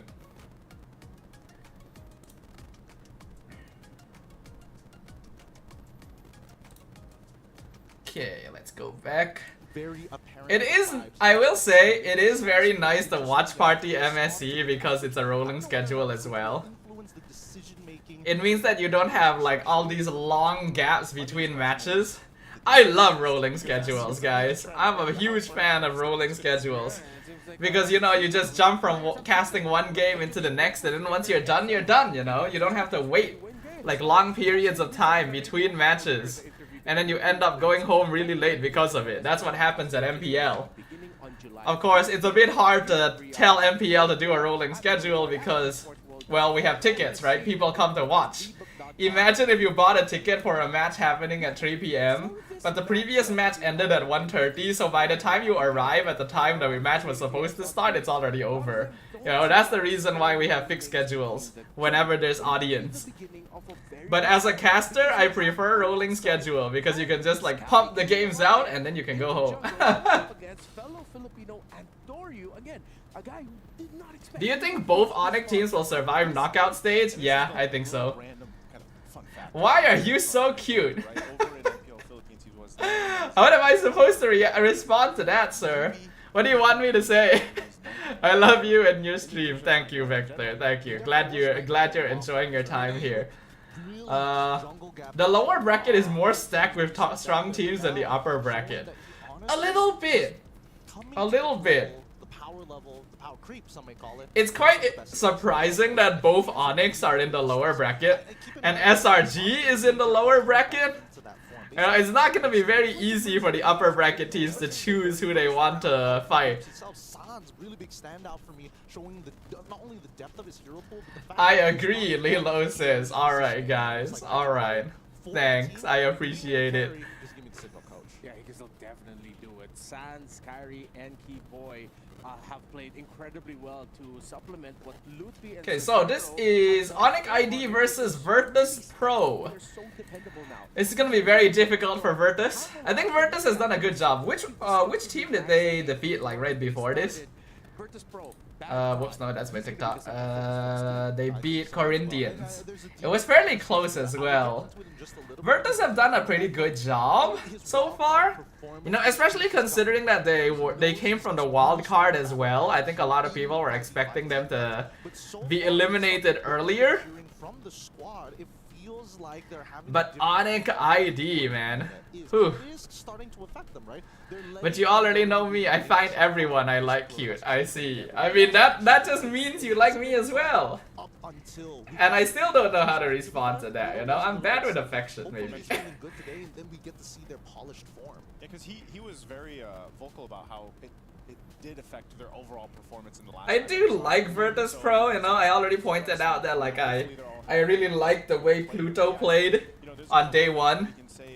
And then Endoryu has some really good moments as well. 50-50, and a lot of that has to hinge on specific roles as well. But I think even now, but even then, you know, it's ONIC. And the opponents that they've had to I find Pluto hot, says Lilo. Damn. Virtus Pro is from which country? Yeah, they're from the EECA region. SRG, they could have won that series. They took a game, but then as we saw, SRG just qualified earlier while going up against. Yeah, VP actually took a game off of SRG as well. Where they almost got egged, no at all, but then VP were able to turn things around. So yeah, actually thinking about it, VP is fighting all of the champions. Thinking about it, what a rough journey they're having. But hey, if you want to be champion, you're gonna have to beat them anyway. It might be close, but ONIC idea 2-0 because they're motivated to win after the loss to TLPH. I agree. I agree. I feel like ONIC have more momentum going into this. They definitely have more experience. He can hold lanes against some of the best, but he's not winning those lanes. So where else can we look for potential wins? I asked Twitch MLBB Russia streamer, they vote ONIC, both PH and ID. Yeah, I mean, you can't deny it, you know? Even for the Homeboys versus ONIC PH game, You know, even though I want to support Homeboys, I would still predict ONIC PH. Yeah, we'll be able to break down the matchups a little bit more later on and get nice mistakes in on this with these specific roles. But again, don't forget the MSC pass is available in the in-game client right now. Don't forget to get that Nathan skin and all the goodies that come along with the pass. As we've done with multiple patches. Yeah, it's also 20% off. Don't forget about that. It's really good. Don't miss out on that, and don't forget to, you know, do the guesses. I have been forgetting, and I have been ready. We saw Atlas yesterday, by the way. I have not actually been doing the guesses. The Atlas skin, so many things that you can get from the MSC pass. I like whenever MSC comes around, I just don't do the guesses. I don't know why. Like, yes, I know there's an MSC pass and everything, and I can get rewards for doing it, but for some reason, I just don't. For us, it was very obvious that we'll win Corinthians. We actually made it too close to comfort, but they actually showed a good fight for us. Saya juga nggak expect bakal rata begitu cepat. This might just be it as Team Liquid secured the win. Mungkin ada kesalahan beberapa dan itu kita nggak expect bakal bisa langsung end itu. Itu doang. Entar ya pasti harus dijaga karena kita masih ada match untuk lawan Virtus Pro. Kita di statementnya harus ready terus ya harus jaga mental juga. It's Pluto that goes in. He's able to find multiple members with that setup. I'm feeling very confident because I think our odds against ONIC are even. Of course, they are way more experienced than us, so it will be very hard. But I think we can manage. Kalau menurut dari aku sendiri, yang pastinya aku sangat pede mau ketemu siapapun, aku pasti siap ketemu sama siapapun. Terus kalau emang insya Allah kita menang ya pasti kita. Yo, Staffa, how to be as cute as you? I'm pretty sure all the pressure I don't know. is a big idea because how am I supposed to know? Making it to the main stage is already. How am I supposed to react to that? Want to get experience, want to have fun. It's no pressure for us. Mungkin buat VP ya kasih permainan yang sangat seru. Kalian harus siap untuk kami dan kami siap untuk Anda. ONIC, let's have a good fight. Let's go. Let's have a good fight indeed. Let's have a good fight. Please beat VP ONIC, please. I curse my Corinthians. I see. Man in the middle with the pink suit is very funny. I can't spell his name. His name is Gideon though. It's not like it's hard to spell. To the fact that this is going to be a game that will not only look to change their lives, but put them on a spotlight, and hopefully, because considering that, you know, Yeb is a very social guy. He likes to, oh my god, I really like Pluto. Super Prince or Pluto? Decisions. Lilo just picking up new, what do you call them? Now they're up here against ONIC and new targets of affection everywhere she goes. Completely right. There is more pressure. Yo, they're doing well in those interview videos before the games. Is this new for MSC? No? We've been having those videos for most of the matches this MSC. I also said that I actually really like the videos that they were doing. I think they are really well produced. It's not that I can't spell his name, I just forgot. Ah, I see. What would happen if both ONICs don't survive, dude? I feel like the sky would fall if somehow both ONICs don't make it. Especially knowing how Homeboys plays. I'm sorry, Homeboy. Hold on. Let me go to the bathroom real quick. Be right back. I will be right back. Yeah. There was a meta that demanded so much for the EXP lane. It is this particular meta. Not only do you have to try and win your lane, you also have to have team fight impact. You still have to manage your waves, and the game gives you a couple of tools to try and do that. But it doesn't mean that if you hesitate, that's when you see the big difference between a top-tier polished EXP laner and, you know, what we like to call the regular public. The normies, as some may say. But yeah, it's so demanding for the EXP lane. So ONIC start things off with a Baksha, flex pick, although could be leaning more towards the jungle and roam. Not a lot of EXP lane Bakshas in this tournament. While Virtus Pro, gonna be up to them to see how they're gonna be handling that, because ONIC have block pick a Uranus, something that you VP have done and used incredibly well with, especially the hands of Vandoryu in the jungle. So VP are locking in the Arlot and the Granger. They want to avoid a potential combo there, but with the Arlot, it's an easy pickup for a Fulvius for ONIC. It is. I'm genuinely worried because Arlet has been one of those like 26 coin. Yeah, exactly. It's so coin flippy. 26 times big, 10 times bad, 20% win rate. That's abysmal. Against all odds, basically like a. But what we have Okay, seen. I am back. Yes, the win rate's like that, but we have seen some really Sadaf good P. final slashes. The first thing I see when I come back. Alright. After that, and so this is the case with any team that does pick up the Arlet. If Kai's not here, I have to find something. He agreed to be the object of my affection. Oh, I see, I see. Me too, toilet, Vector says, lol. If both Onyx lose, TLPH and SRG are strong contenders. That's true, that's true. I miss Dark Striker. Oh yeah, where has Dark Striker been? Haven't heard from him in a while. Man's been busy with stuff, I assume. Oh, thank you for the hydration, sir. I'm drinking water, but the notification is blocking me. Okay, here you go. I think that this... It's strange to see because again, why would you let Boxia through, right? Especially when Bober's like there's some of his. Oh, Lilo also redeemed. Okay, there we go. Okay, there's a good chance we're not going to be playing this game, but but we also want to take the flex pick in this Arlet. It can be played by both Badcott and as well as Pluto. Most likely. It's been a while since this happened. Here's where I get a little bit worried, right? So now, how do they play the mid lane? They're getting rid of the Kadita. I'm hoping they also get rid of the Kimmy too.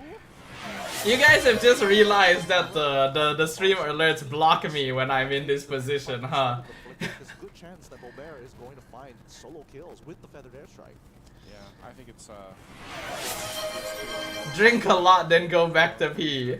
Alright, sure. I also would say Sure, I guess. a lot of the Oh wait, there was another hydration among all the bribes. Alright, sure. the other mid laners right now, and that's always something you have to consider because isn't he like, I would say he's the only one to play some of these more. If you want, I'll spam. Please do not.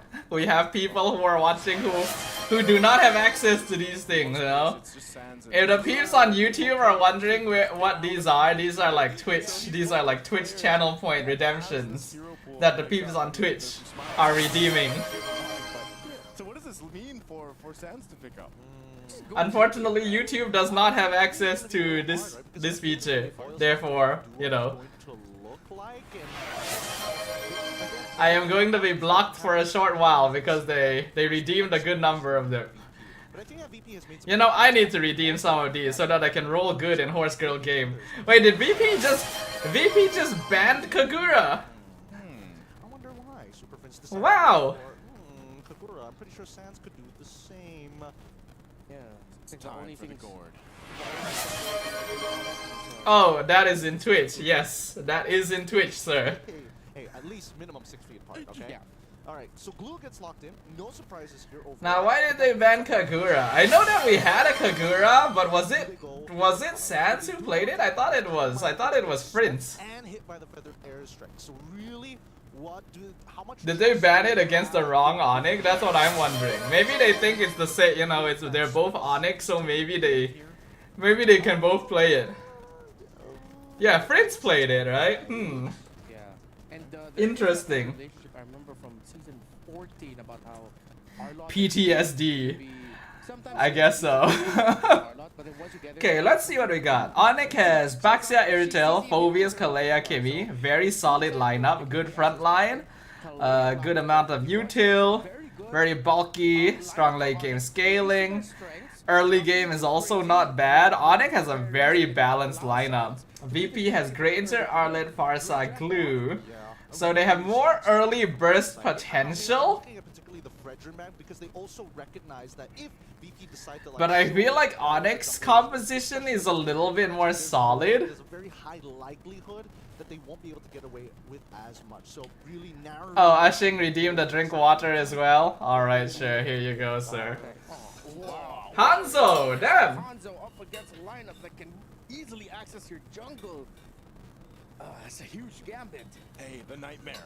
Nightmare. Oh yeah, living up to his name. Living up to Actually, his name. I don't think it's as bad as we think. I think he needs to start on the right side of the map. He Okay, needs to start on so the correct side. Virtus Pro has more straight up like burst damage It's a bit of potential. a gambit here, right? It's a 50-50 at level I 1. do think that Virtus Pro's damage like burst is very high, so early to mid game, it's a lot easier for them to just like pick people off.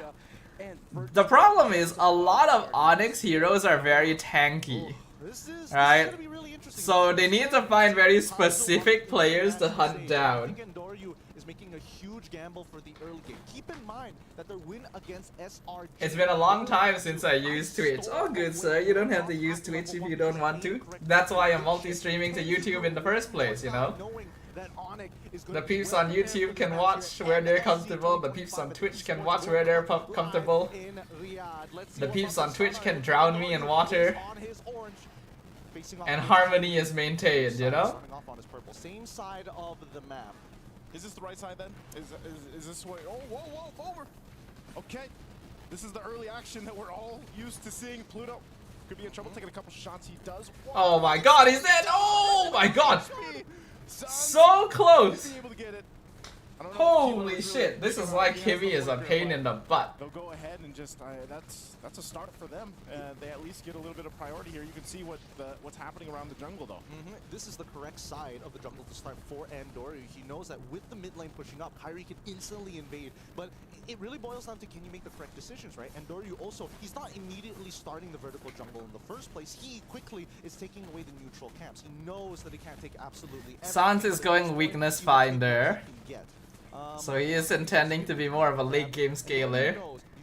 Phobius and Baxia are both concussive blast, which is very interesting. Neither of these heroes would usually pick concussive. Baxia would take it if he was Roam, but you normally wouldn't take concussive blast if you are jungle Baxia. And you definitely wouldn't normally take concussive blast as a Phobius. So Lutpi knows that he doesn't have EXP lane prio and he's just taking an emblem to let him clear minions faster. For Kyrie, I'm not too sure. I don't really know why he went concussive. Clear jungle faster? It was good, but his life flashed before his eyes, he almost died. Yup. Pluto on Arlet is dead.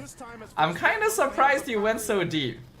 Now in trouble, zoned out by Loopy. Dark Wave to bring him back. There's the My god, look at Lutpi go. They got the job done, and now the turtle. Wait, is that Arlet Roam? Yes, Arlet Roam is a possibility. Oh my god, Kyrie, dude, ONIC is so smart. Kyrie understands exactly what Endoryu wants to do. That's why they're trying to deny as many of the neutral creeps alongside the river as possible. Why he's rotating so early on when he could have continued. Clear jungle faster, maybe? Yeah, probably that's what it is. Slam, gonna bring him back. And Hentoria's no. Kimmy's so hard to play, so many buttons to press. I think she's manageable. It's just that she plays very differently from any other hero in the game, right? You have to constantly hold down the attack button. A prime target for ONIC to continuously attack. So, if we're talking about all-timers, oh god, that caught. They want to fight for this final slash. Used on Keyboy, but they just disengage. All that for the Lithwander. Yeah, Virtus Pro cannot take like direct 5v5s. They have better burst damage with Bober and Endoryu, but they need to find like specific targets to use it on. If you go into a direct 5v5, ONIC ID is just too bulky. Very easy for them to just like run their faces at them. That's sort of, you know, one of the things is like, even if he's down at some point. Okay, I bet game for ONIC. Wish me luck. I don't really think you need it. I feel like ONIC should be a shoe-in. He's gonna do some hits to Kyrie, Soul Snatch. Because look, Endoryu literally did nothing to Kyrie there. Like this box shot. He does negative damage to Kyrie. Negative until he gets the Trinity. Can we use auto clicker for Kimmy attack? Probably not. Or like you probably shouldn't, because I feel like that could be categorized as cheating. No, I should charge my watch. Hold on. But we'll see, right? Because Virtus Pro They need to be very intelligent about their fights. So far, Battery is a bit low. right? He is able to not only handle Hanzo no damage, yeah. That's why I was wondering a bit about it. You're not gonna be able to catch Baxia. You're very unlikely to be able to catch Phobius as well. You can only really hope for the other three. Nice final slash, but like... Oh my god, he killed Andoryu! He got dragged to the main body! Whoa! Holy shit. Hold on, I'm gonna reverse in a short bit. I wanna see that again. Okay, yeah, I wanna see that again. Hold on. So he's going infernal. He pressed. Oh my god, look at that! That is so funny. What the fuck? Whoop! Wow. Matter to Kyrie. It's only the third item that matters. The person that they can Cambodia people are getting very salty. I'm looking at MLBB esports posts on FB and a lot of angry faces saying Malaysia got lucky again. I will say that at M6, yes, we got a little lucky with Innocent's final play. But this one is definitely not luck. You know, 2-0, clean sweep, snowballs in both games. Okay, I don't know what Keyboy was doing there. I guess he's just making sure that Savero gets the tower. What a unique interaction of Glue and Hanzo, yup. Oh, hold on. Alright, that's the catch they're looking for. Find the Kimmy, very good. Lut P goes down. Sorry, Badcott goes down. To Lut P. But that was good. That was like, it's worth it to trade your EXP for mid, especially since the mid is Kimmy in this case. But ONIC really has a big goal lead right now. Oh, can he kill Savero? 1 HP! Oh, so close. So close. Matt Sir, oh thank you. Damn. I forgot about that for a long time. So even this, I guess this is just going to be the experience for Pluto. You're gonna have to deal with this Bober and then that feathered airstrike. ONIC wanted to go for it. Keyboy does have the Tsunami Slam, so Turtle's up. This is going to be a free one for ONIC to take. It feels like Cambodia still doesn't respect Malaysia. Why though? I mean, I know we denied them M6 and now we denied them here, but is that... Is that all? So now he's heading back up, and you can tell is there some prior friction that I'm not aware of? Because I don't see them complaining when they lose against PH or ID. I see. They also say we are toxic. Honestly, they're not wrong. They're not wrong about that one. Oh, Bober is dead. Comes in, pops off with a heavy crossbow, will be able to pick up a kill. Now Andoryu trying to hold on to this tier 1 in the mid. They were to use the final slash. Oh, Andoryu nearly died. Pluto goes down. Oh yeah, this game is... Oh damn, this game is done, I think. Is in the jungle. VP has nothing to gain here. Alright, we need to pull up the item list. Why are they so tanky? Look at how rich Sans and Savero are already. Double antique cuirass on the 2 frontliners. That explains why Andoryu does literally nothing to them. Could be in trouble. Oh, they're trying to run him down. Andoryu has to return back to his body. So getting close. At least there's some progress there. But as they fall further behind, you know, you're 5,000 go behind. You can only do so much. Yeah, I think the result's gonna be pretty clean at this point. Yes, Virtus Pro has some late game scaling, but ONIC is still going to be like way tankier than they can handle for a long time. Andoryu now on Luffy, but that's not the target you want to go for. Kyrie might go ahead and re-engage this fight. Does fight Badcott, but Pluto, I don't think you want to commit to this one. Yeah, right now, ONIC, this mid-game... It does always feel a little bit sad to see Kyrie on a utility, like tank jungle. You know, we want to see some assassin Kyrie. But it does feel like ONIC ID recently has been leaning more into tank jungle gameplay. Kyrie is on the Kumar hero. Okay, wait. I'm gonna need someone to explain that meme for me. I don't remember where it originated or if I was like actively following the pro scene when it happened, but I don't actually know where the Kyrie Kumar thing comes from. Something amazing out to go ahead and defend again. They still M5, that reason? Clear things out. But ONIC, you know, they'll definitely be knocking on the base turrets. M5 choke in the grand finals. Oh, I did hear. Okay, now that you guys mentioned that, I hear like I do have some recollection of that happening.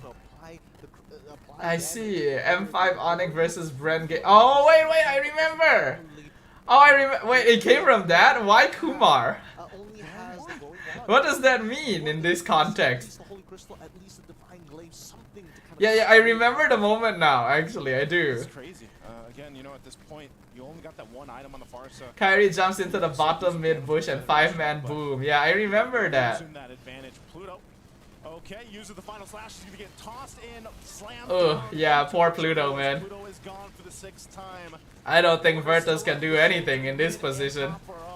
They'll clear out the Lord for now, and Dora's gonna jump in, get a little bit of shots off. Soul Snatch isn't enough on Severo. So ONIC playing this 10k gold lead will now set their sights on the mid turret.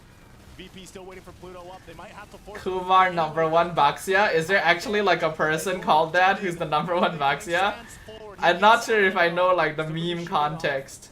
Badcott is being brought into somewhere he doesn't want to be.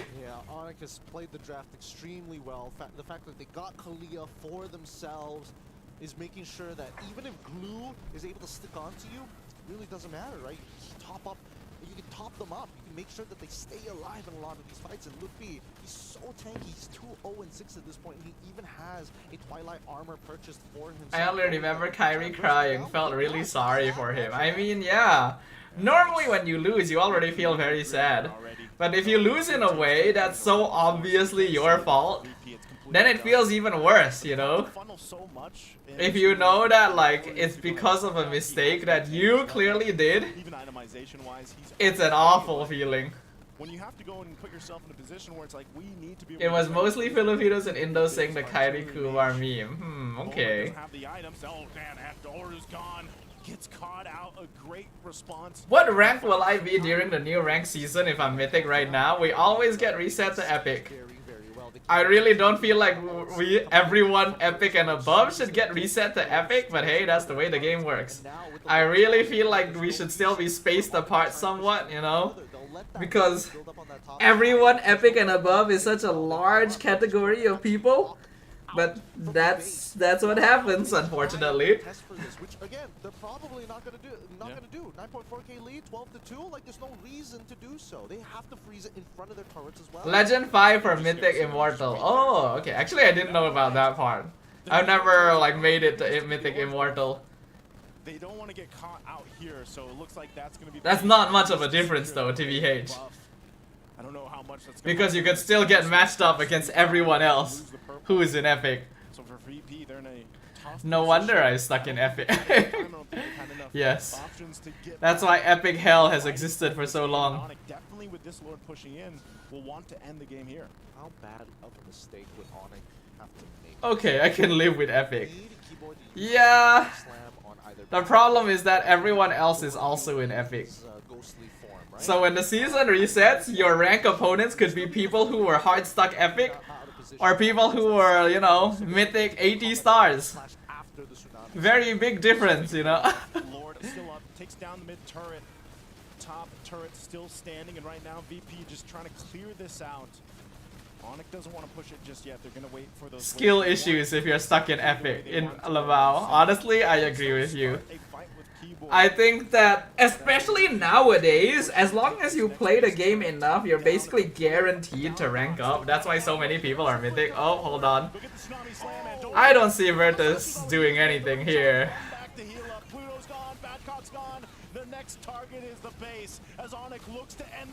My god, this is a stompening right here.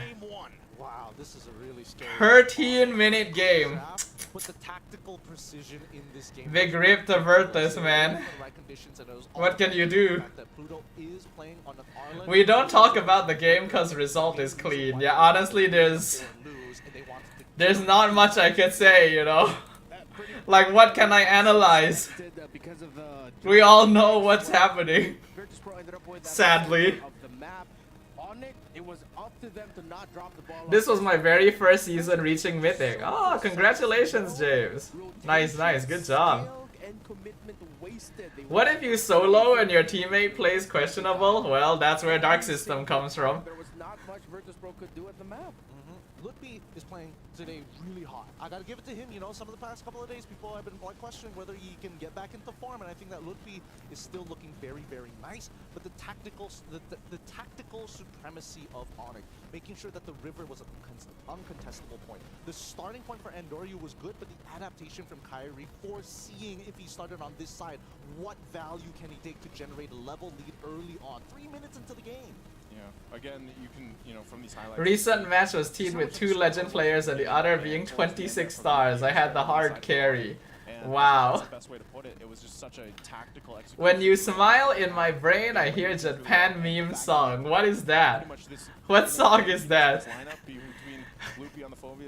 What is the Japan meme song? To throw yourself at VP. Aren't I smiling all the time? Everything was so calculated. Thank you for the follow, Janzu-san. Welcome, welcome. Welcome, welcome. Okay, so just to let you guys know as well, I had lunch very late today, right? I had lunch at like 3 p.m. Yeah, like 3 p.m. plus I had lunch, so it was a very, very late lunch. Which means that dinner will probably be pretty late as well, right?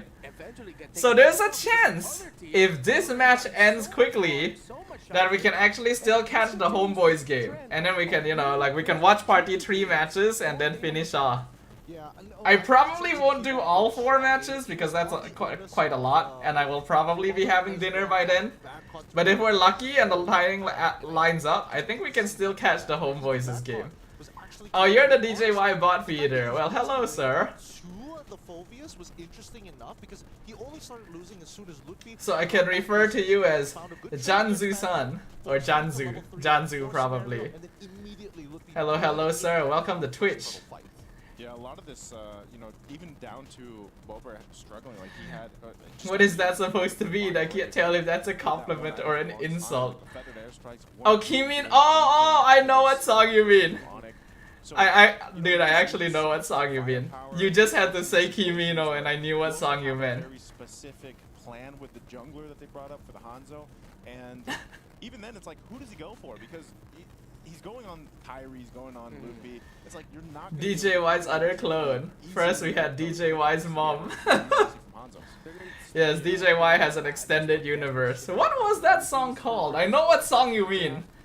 What was it called? At first I get like, okay, pick up the Farsa earlier, but then they needed a much stronger pick for the side. I've forgotten. Knowing that they were already going up against. You hear that song when you see me smile, huh? Wow. I'm being rizzed up right now, guys. For ONIC to fix. Vector be rizzing me up on my own stream. I don't know how to feel about that. Oh my god, look at ONIC's faces! Holy shit! I mean, I don't know if oh my god! I feel like Keyboy looks like he's aged 20 years! Or more! Holy! Import of a lifetime, amazing pickup from ONIC ID from years ago. ONIC ID is not chill. Oh, that's an understatement. There was someone who was named DJY's chest hair. I'm not surprised. Keyboy looks so happy. That's the type of happy you don't want to run into on the street, man. You don't want to see someone that happy. We're going to discuss it a little bit more here, but Savero, chill, my dude. Now I kind of want to see the other players. Thank you, casters. We're here with General Delarski. He's in the building right now. Ah, Delar. Hello, guys. Kamusta? Okay lang. Delar said hi to me too when we were in the talent room. Just kidding. But Anyway, I didn't realize looks it was both him ONIC until he are now introduced fighting for himself. their tournament lives That here, was awkward. Going through the lower brackets, 2-1, and they might not even come out of this alive. Right now, it's looking good for ONIC ID. But were you there for the preparations that they went through before MSC group stages? Yeah, at that time I'm there, especially in their boot camp. Yeah. That's it. Yeah. That's You don't it. want to explain anything else? Kayaknya, So help me. Kaya biasa doang gitu. Preparation niya kaya di PH gitu. Why are you speaking in Indo? Now I have to translate. He said it was normal training that went through when they were in Indonesia, because they were there for like a couple weeks, right? So what was that like specifically? Like, did they do like synergy training, or was it just purely scrims? I think in terms of in-game like strategy, I think they are almost same. But in terms of outside game, like mereka ganyaman banget gitu. Kayak ganyaman kalau makanan di Indo kayak gitu. Oh, Jadi, they weren't comfortable with the food. Yeah. So ONIC PH didn't like Indonesian food. They also like, but it's different from if kalau kamu comfortable kan. Kaya lebih bagus performance lah gitu. Okay, but it's different food from the Philippines, and that's why they weren't performing as well because of the food. Lars, stop making, you're confusing me so much. We're gonna start speaking in Tagalog very, very soon. But what is your personal confidence level for both ONICs right now to make it to knockouts? I think right now they are different and they are really prepared, especially game 1. Their lineup is really good. It's so hard to beat that lineup. What about for ONIC PH? Do you think that they're gonna make it to knockouts too? Yeah, kayaknya kemarin ako lihat mereka mukanya kaya langsung mahumain For gitu. the turnout. Jadi okay. kayaknya mereka mau balas dendam gitu. So he's quite confident for ONIC PH because looking at the expressions, they seemed like they were really ready to do their next matchup. Yeah. So that will be against Homeboys. Yeah. So you think it will be ONIC PH moving forward? Yeah, I think it's an easy game. Oh, easy game. You think it's gonna Man. be an easy game? Do you I think it's can't good for even them that they defend have the to go through this Homeboys. lower bracket run? I can't Yeah, even for- argue because I think kalau it's gonna be dari pretty aku, easy yeah. for ONIC too. Bagus kalau ada kaya moment gitu biar lebih panas gitu. Okay, so he thinks that it's good that they went to the lower bracket, so they're more heated, they're warmed up for their next upcoming battles, perhaps in the knockouts if they do make it through. Now, which team do you think would pick ONIC from the 2-0 bracket? You're aware of how things are going to go in the knockouts, right? So 2-0 teams will be able to pick from the 2-1 pool. Do you think that there's a particular team that stands out to pick out ONIC? Kayaknya nggak ada suaranya.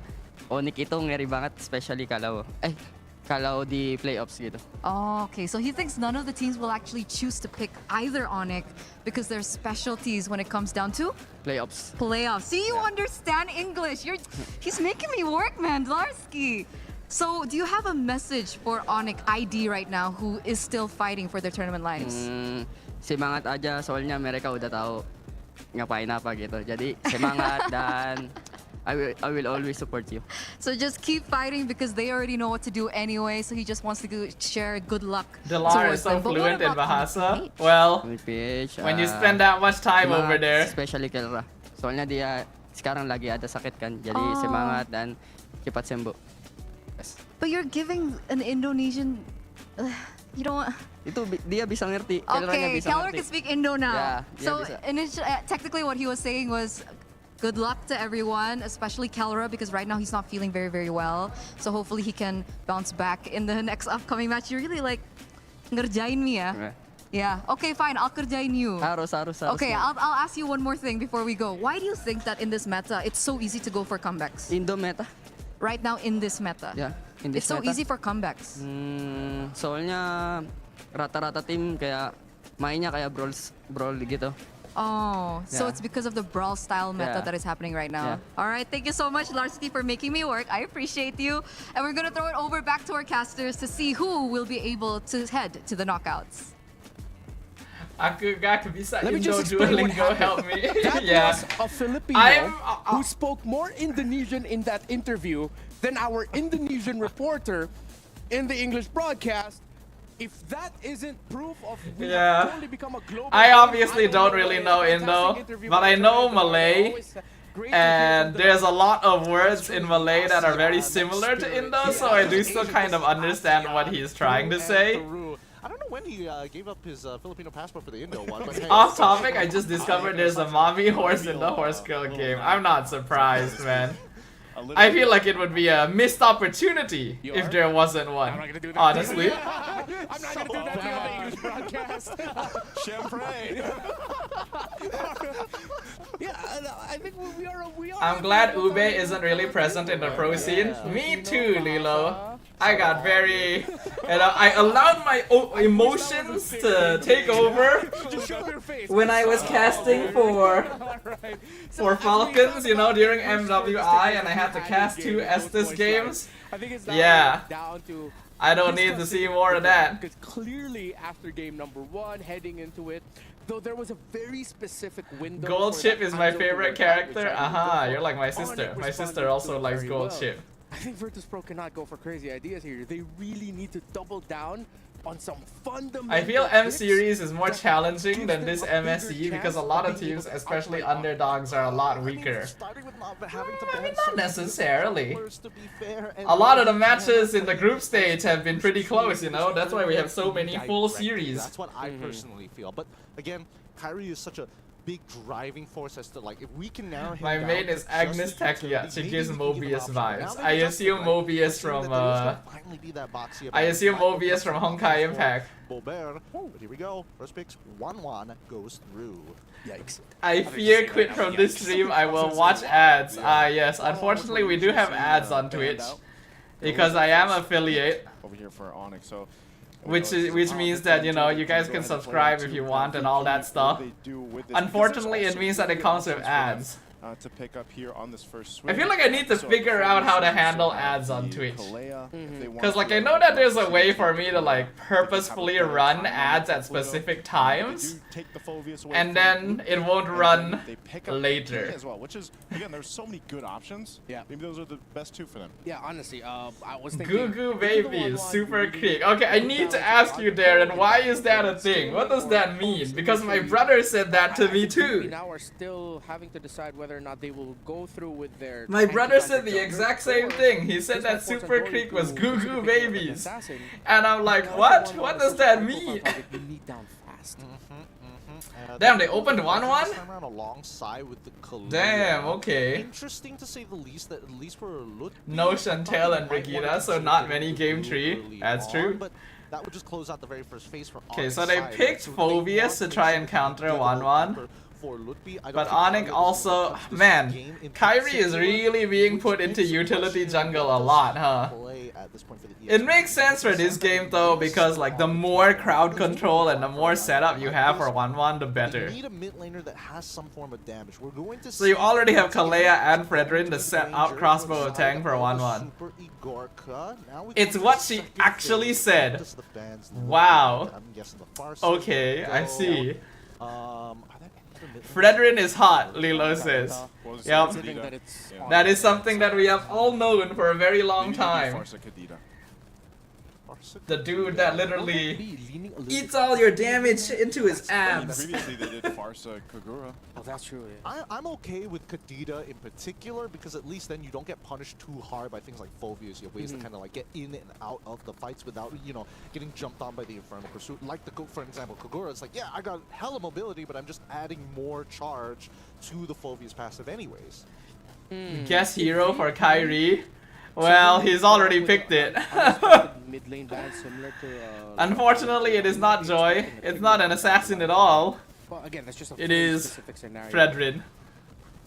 I don't think it's that bad. Oh, the Gato does already. Joy, I think, would be a bit hard because there's already a Phobius. You know, you don't wanna play 1-1 and Joy into Phobius. But the only problem is that like your key targets would be usually most of the time it's gonna be. If any team in MSC picks Leslie, it's a winning condition for their opponents. That's a very sad thing to say when you are a Leslie main, sir. But you're also not wrong. Are they gonna try and go for the Hanzo one more time? A little bit too greedy. Yeah. I hope not. Got Creamy Granger. Yeah. Even hotter in the story with his dead friend. Hey, we don't know if he's dead yet. You know, what was his name? Frey? Was it Frey? Was that his friend's name? So far behind, and yeah. Over have a really hard time building up on that. the first. I wonder if we'll ever find out what happened to him. I would like to see them. Maybe they. I don't know if they want to do utility versus utility. We know that Andor is capable. I don't know what Lilo means. If you don't know, when Fredrin was released, there was like some story stuff that was released on the MLBB YouTube channel as well, and we find out that Fredrin has like this friend who went missing, and Fredrin's like trying to look for them. And the more interactions we see in media, the more it feels like there might be more than friendship happening between them. It's gonna be, or do you just lock in your support now and tell ONIC like whatever, pick whatever. Because Fredrin seems oddly attached in terms of the jungle at this point. Yeah. All of them are actually kind of bad. You go lane, you're gonna get picked up. Grok? What? Wow. What? What? I mean, you did Why? mention the Cho earlier for the crowd control. He's not good here. Hero that does what Cho does in terms of getting vision. What? He's just straight up not good here. That's gonna be tough against what the ONIC's bringing to the table. Why? Lapu-Lapu for loot piece. What's the point of this? He doesn't really win against Kalea. He's a very big, bulky, and slow frontline boy that is easy to set up crossbow on. Because if Kalea sticks on top What? of you, she literally waits for you to, you know. Teach wait me, for your please, power all of to you. turn I want up, to be like a then coach. just What do I need to That's a do? big problem. Well, I If mean, you you play disengage more. your- You kind of analyze your games. You analyze your picks. They want the wild Wow, touch. Valentina. Damn. They're gonna steal the That's what I Grok was ult. thinking. Virtus Pro would even want to consider a Valentina Banning bad earlier. But, okay, ONIC. Why Grok? I am asking the same question, sir. I don't think he's good here. I don't believe this is a good game for Grok. In fact, I think it's a terrible game for Grok. 3 settlers now, essentially, for the side of ONIC. I think this feels like Sans telling coach, hey, I'm not bothered by the trading, I'll be okay. I would have preferred like a Yves or something, create a box. You, have to you, at the very end. Uranus jungle? This one's really tough. Yeah.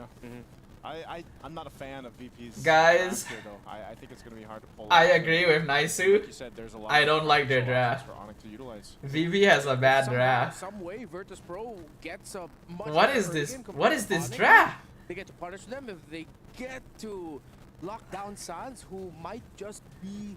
This more is susceptible to okay. overstep he is a Valentina. Guys, this For is VP, a lot of possibilities to consider. So Gideon, nice, you guys have to take over. this is one of the worst drafts I've seen. This MSC. Obviously, I haven't watched every single match, so maybe there's some drafts that I missed. But even if you include like the drafts that I was like angry at SRG for, I genuinely think this is the worst draft that I have seen this tournament. But it's that mid game that's going to be a huge problem. Right now, What is this? What is this? To try and close out this game a little earlier than we would have liked. The scaling is not bad from the side of Virtus Pro. Let's jump right My into high the rank game. is Mythic Star around ONIC 5. and I don't know what I do. I see. I mean, experience helps. And then when you watch pro play, you listen to the casters, you understand what they're saying. So far, statistically, You know, this Uranus in the jungle over has time, not been you good. end up Actually, learning just a in lot general, more. It's kind of fallen off a little bit. I will go on my knees if VP wins this. Me too, Lila, me too. A long time since we've seen the Grok come into play too, but Pluto maybe will have a more of You have picked multiple slow frontline heroes with no crowd control, or at least no reliable crowd control, against a 1-1 and Kalea. It's not gonna be fun. Wait, let's see who wins that retry battle. No, go back to the retry. Yeah. And Doryu and Kyrie. This is so important. Who gets the buff? Looks like Kyrie still got it. Now jump into Andoryu. He's pretty tanky. Gets Oh, Sans killed Bober, and now Endoryu is dead. Kyrie will pick up a kill. This is devastating for VP. Yep. What the fudge, man? Ended up dying. Why did they draft like this? Oh my god, one hit. Nearly died there. This was so important for Andoryu to win out in that retry battle against Kyrie because there's no leaving this, right? Battle spells are still available for both Sans and Keyboy, who again, we're struggling. Dude, what is Grok supposed to do? As Pluto, Literally, what is Pluto supposed to do as a Grok in this game? Mean Valentina game against Bober. Yeah, very tough to go down. I there. would either way for Pluto. Draft too. Okay, Lilo, calm down. Sans the way he's playing, he doesn't care. He's willing to go for the trades. Does have a level 4, so he can go ahead and take one of these ultimate. He did take the wild charge. Fight for the first turtle. Gonna break out. Sands getting a position. There's the Look, P just murders Bober. Bad caught trying to buy time, but wow, and Nord, you got it. Oh, that was a big dark wave. That was a really big dark wave. Yo, bad caught popping off. Yo, bad caught.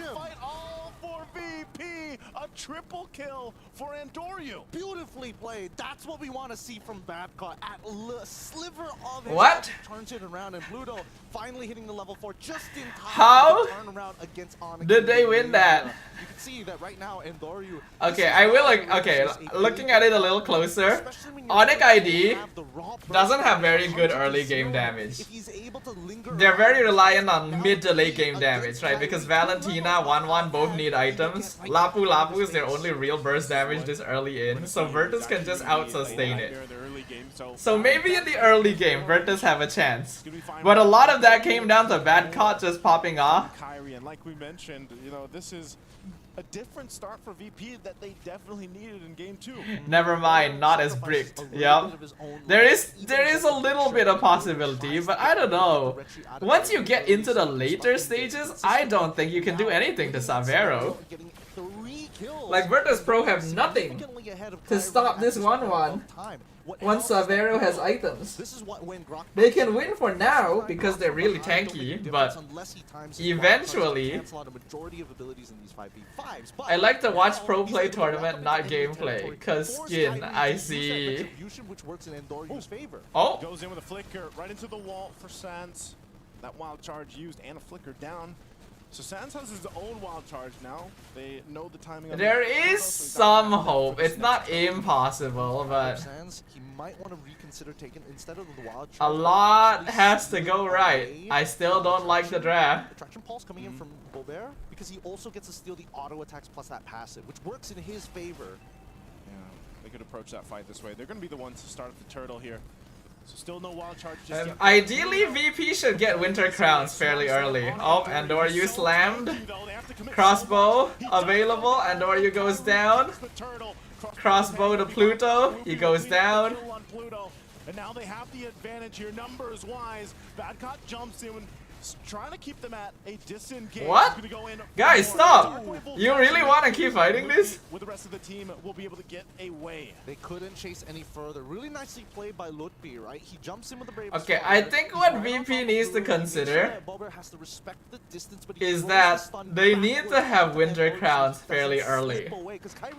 If Virtus Pro has like 2 Winter Crowns as like second or third items, there is a chance that they can delay long enough for Bover and Super Igorka to become late game carries. Lead that VP was holding on to 1.5k plus a conceal, and Pluto goes in with a wild charge.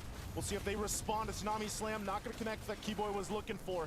Still, the double purifies are still up here too. Bover still in the mid lane. They'll keep it together. They lose that turret up top by trying to make this play. I think they want to okay. Macro. They want to take this tier 1 on the bottom side, and VP puts in the work. They'll get the objective. Oh, yeah, I am liking the macro play. Actually, okay, wait.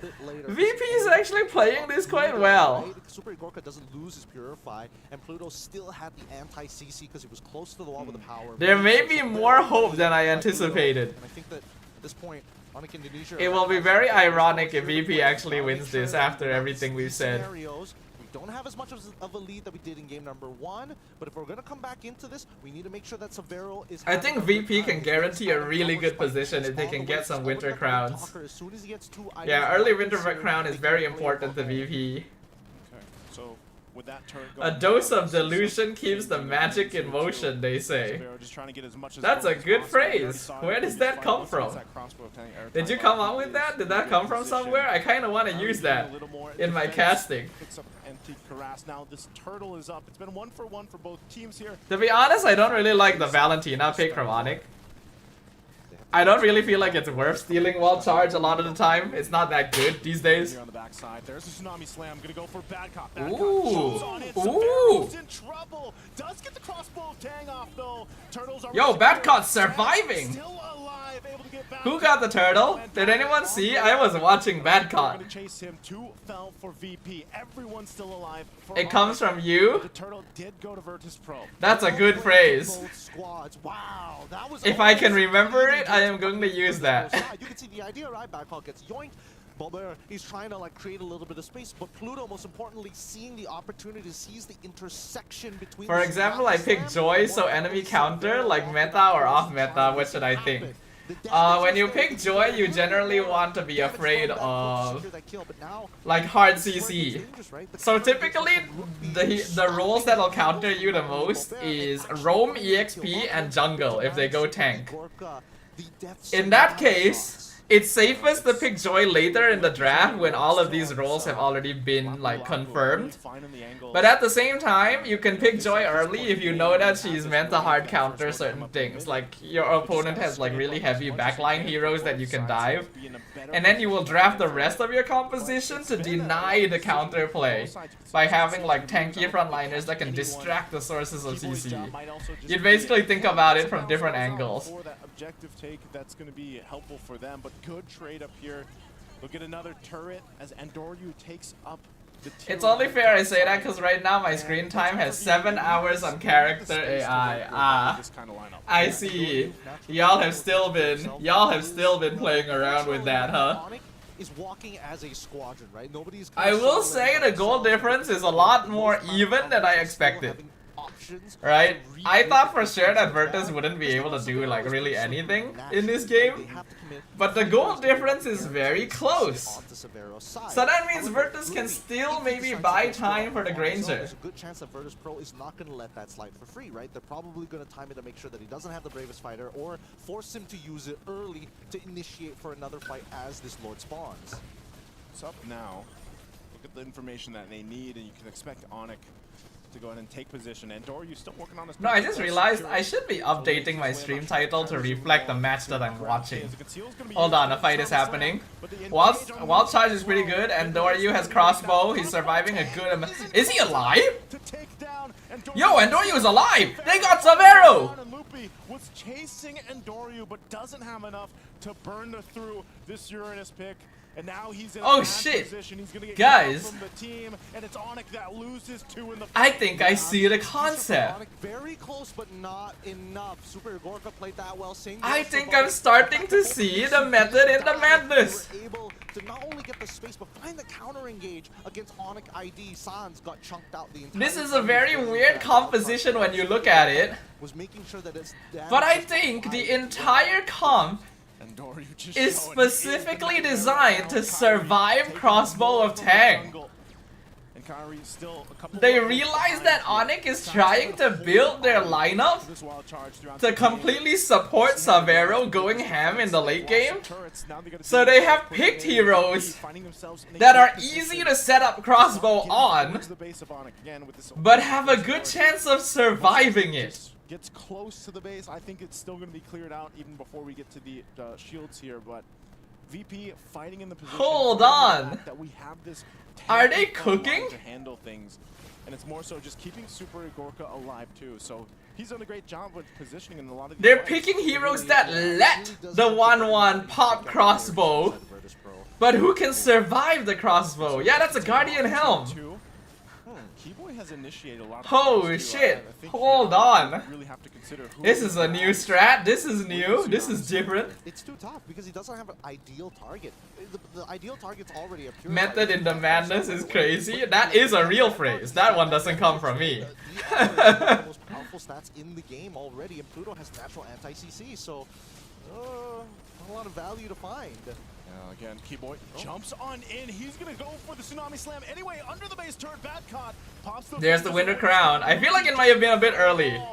I feel like Badcott could have saved the Winter Crown. Oh my god, they got Super Gorka. Uh-oh. Clean it up, and now with the numbers advantage, they're gonna force VP to disengage. ONIC on the defense. I think VP should have left when Bad caught Winter Crown. Really good stuff. They saw that back row. Pluto is smart with the quantum charge because his skill can activate it. Can it actually?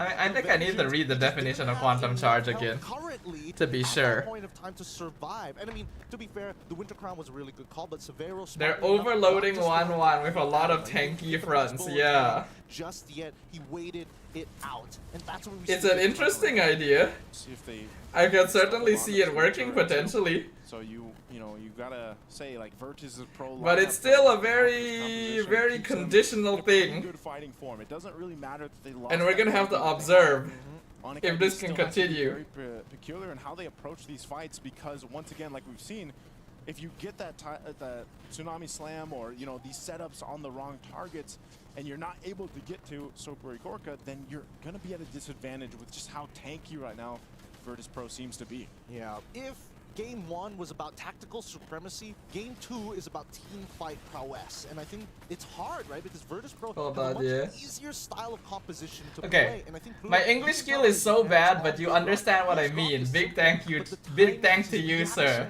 I try. I do admit sometimes it's a bit difficult for me to tell, but you know, you can kind of figure it out. I think you're fine though, sir. Keep it up. Back off of it. They know Endoryu is right around the corner, and this is not just a lord that they can go ahead and start up. But will it work in the late game? It's a good question. Because the later we go, the more damage Severo does. But also the more damage Super Igorka does. I'll say, it's still working.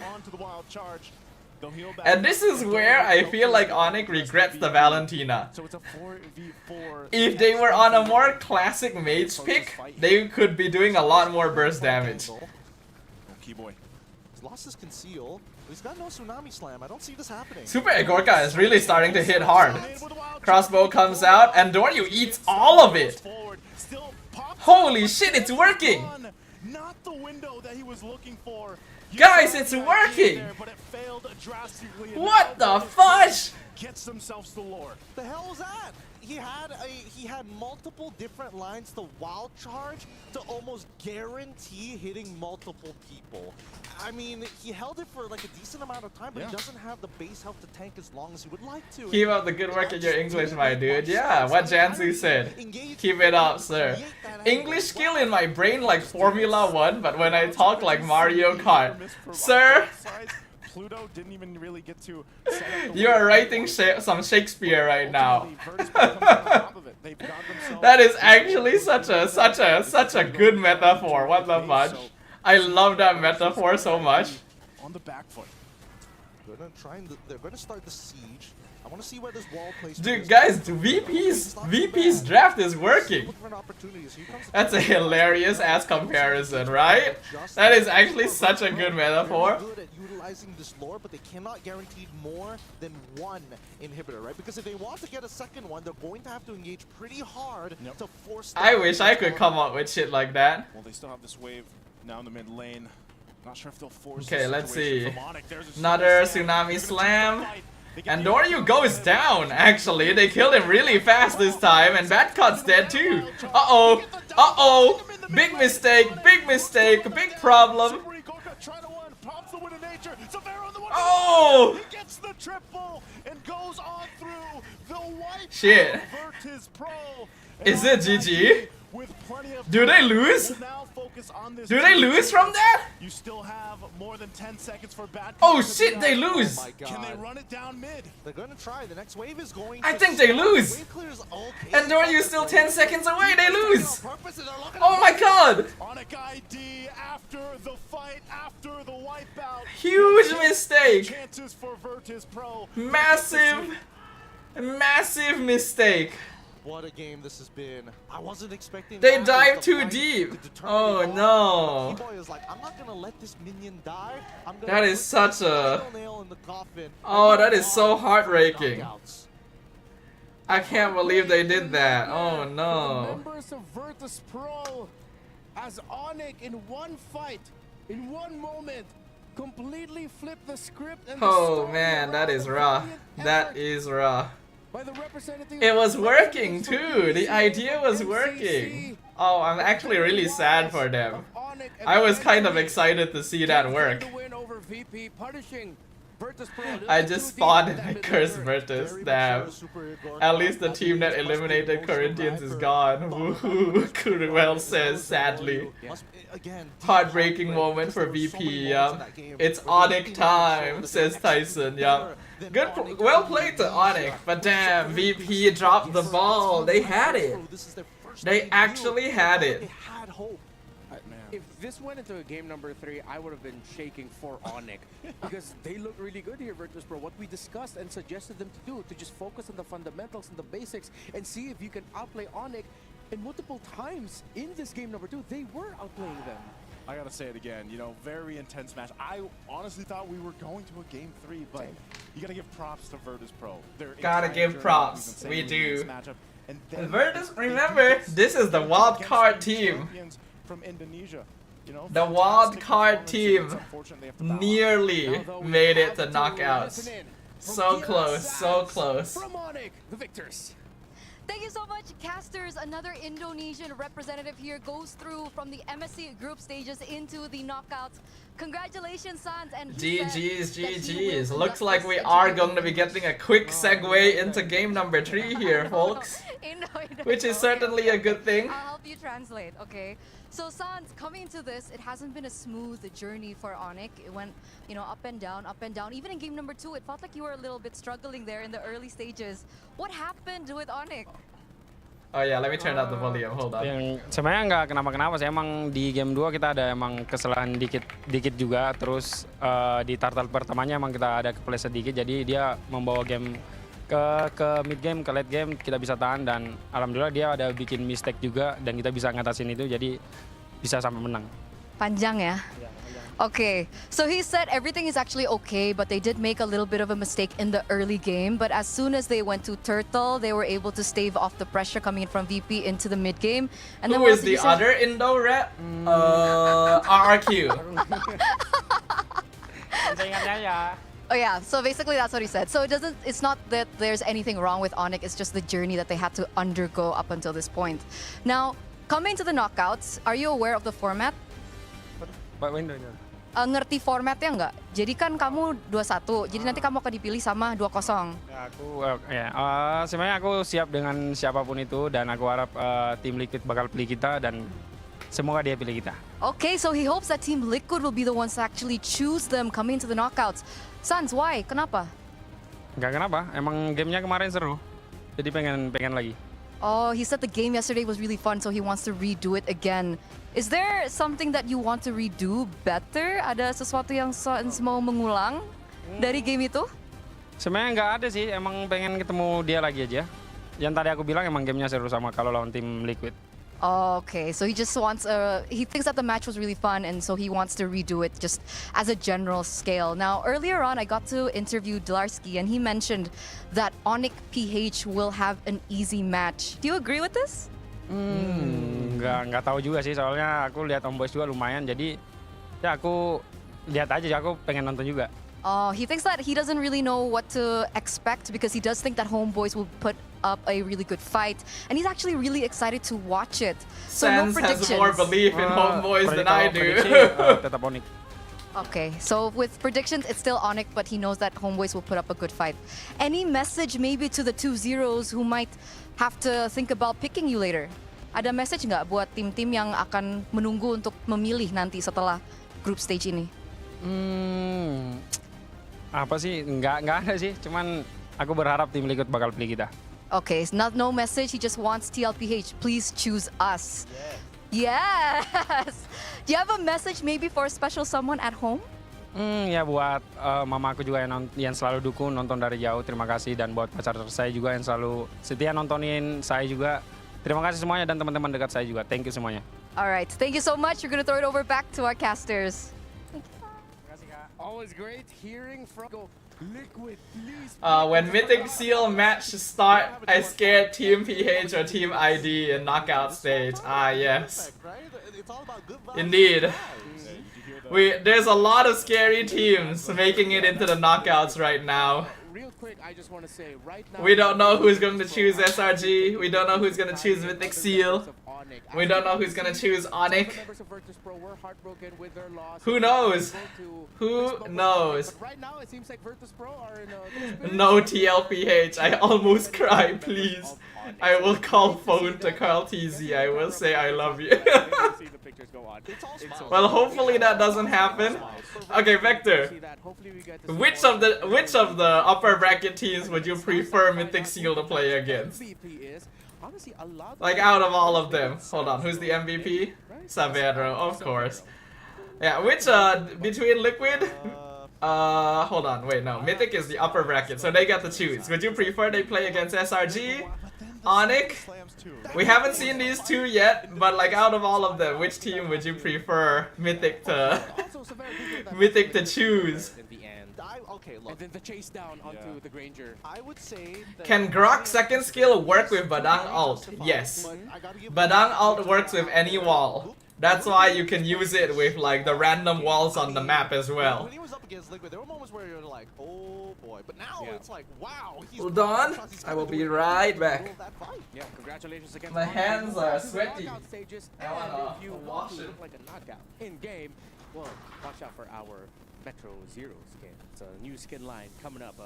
No spoilers just yet, but in a few days, hours or so, maybe you're actually gonna find out more details from the skin line coming up, because we have trailers popping up soon, so watch out for that.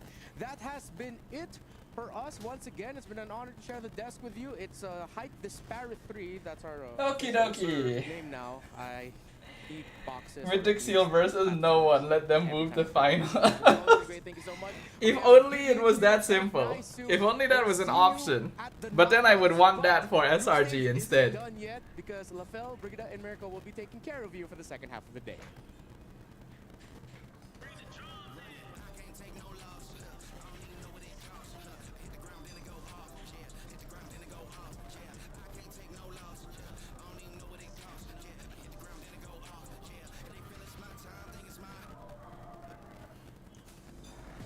Alright, 4 minutes until Homeboys' game. Oh boy. We're about to watch them get slaughtered, aren't we? I remember last year, it was Vamos, right? Vamos was in MSC, or was it Homeboys at the time? I forgot when they switched to Vamos. But like, our second team did make it into the knockouts as well for MSC, if I remember correctly, or did they? I know that Vamos made it to the knockouts in M6. Suddenly I can't remember. Thanks y'all, I want to go home thanks for this day. Alright Vector, I assume that means that you're gonna go do other stuff. Thanks for dropping by, sir, hope you enjoyed. I will see you for the knockouts, I suppose. Will this be a night full of 2-0? Not impossible. Definitely not impossible.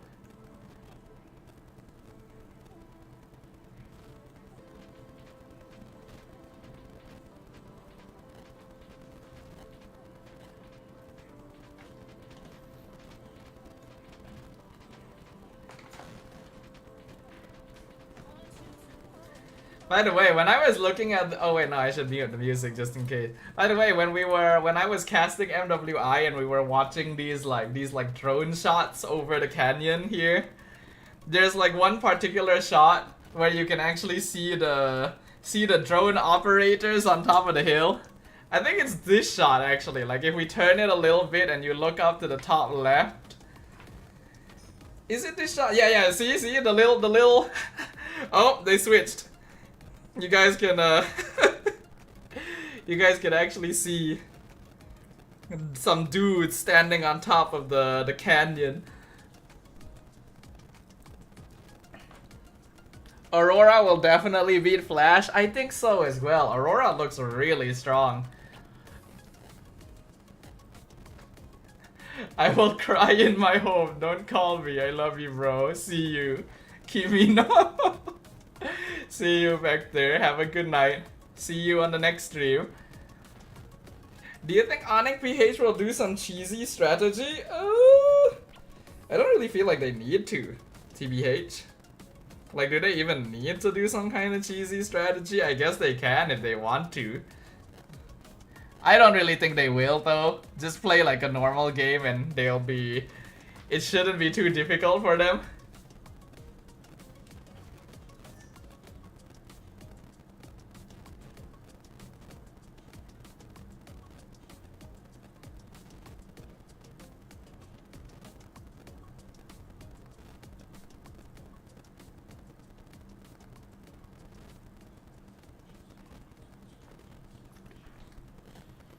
Big love from Myanmar. Big love to you, sir.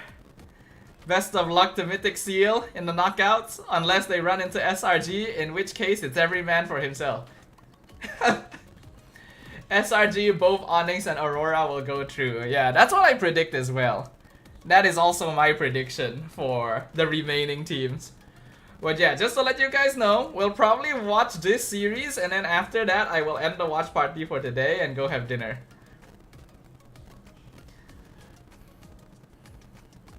Because I think we already know what the result is going to be for Aurora versus Flash as well.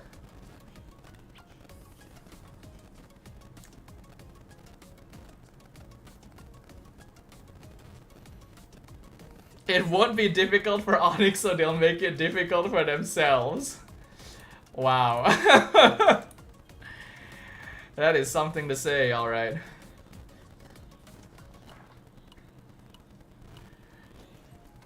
Okay, are we back in it? I think we're back in it. I do like the rolling schedule. I like how quickly we transition between matches. We probably won't have it for knockouts because I imagine there'll be audience. So we'll see what happens. We open with this trio, and now we're closing with this trio. It's me, LaFell, Brigida, as well as Mirko. Welcome to Gang Can Gather. How y'all feeling? Because don't ask me that. Yeah. I think you're feeling good. I'm just gonna assume. I'm not gonna ask you. I am feeling pretty good myself after ONIC ID just got a 2-0 win earlier. Relieved. A whole lot of relief. Now it's up to her. It's my turn. Yeah. It's my turn, right? Are you nervous? No, I mean, look at how ONIC Philippines are looking right now. Well, I mean, how are they looking? this is something they've been mentioning even after they lost. Right after they lost, it didn't feel that much big of a deal to them. I mean, it is, of course. You know? But, you know, it was just... The rolling schedule is good, yeah. It's good for us, like, watch party. It's good for online viewers. It's impossible to do for, like, if you have offline viewers, you know? What? See, they just arriving, you know what? If you have, like, if you have tickets, if you have, like, people coming to the stage to watch, then unfortunately it has to be a fixed schedule. Because then people wouldn't know what time to come and watch. Okay. English is difficult, right? English is difficult, but now Oh, this trio again, yeah. This is It's over for Homeboy. Hi. It's so sad. bad news that this is a situation where you guys Man, I wish I could be casting. The kind of bad news is that you don't get to choose your opponents. Although I kind of feel like if ONIC Philippines goes through, they'll be like maybe the last 2 picks. Yeah. That's true. Maybe this and the other ONIC, like very high chances. I mean, SRG too, right? But No, I think it's SRG first pick. Lilo, your super prince is back. That's true. I think so too. Maybe we'll get to see some Kagura gameplay, right? Maybe we'll get to see Kagura obliterating Homeboys. Why LaFell didn't cast? Cause I think he's actually very suited to be Desk Host. Yeah, I feel like that's a good There's a certain quality that you need to have to be a Desk Host. And there's not a lot of casters that can like pull that off effectively. Honestly, I should practice. Because you need to be able to direct the conversation well. I feel like I need to work on that.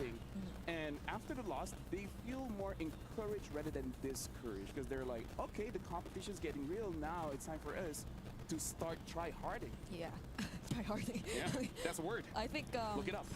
Okay, I'll look it up later. So after that, more encouragement and determination, I feel, are the words to describe how... Ooh boy, this is...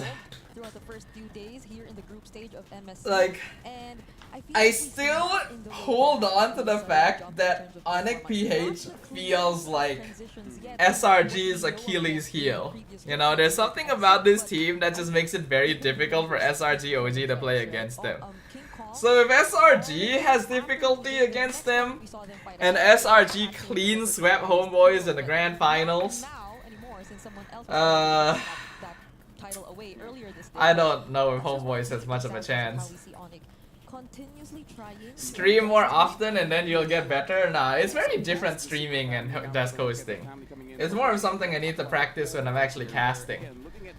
Zanzi says, LaFell is one of the most flexible talent MLBB has. I think he's wherever he's needed most. Yeah, I agree.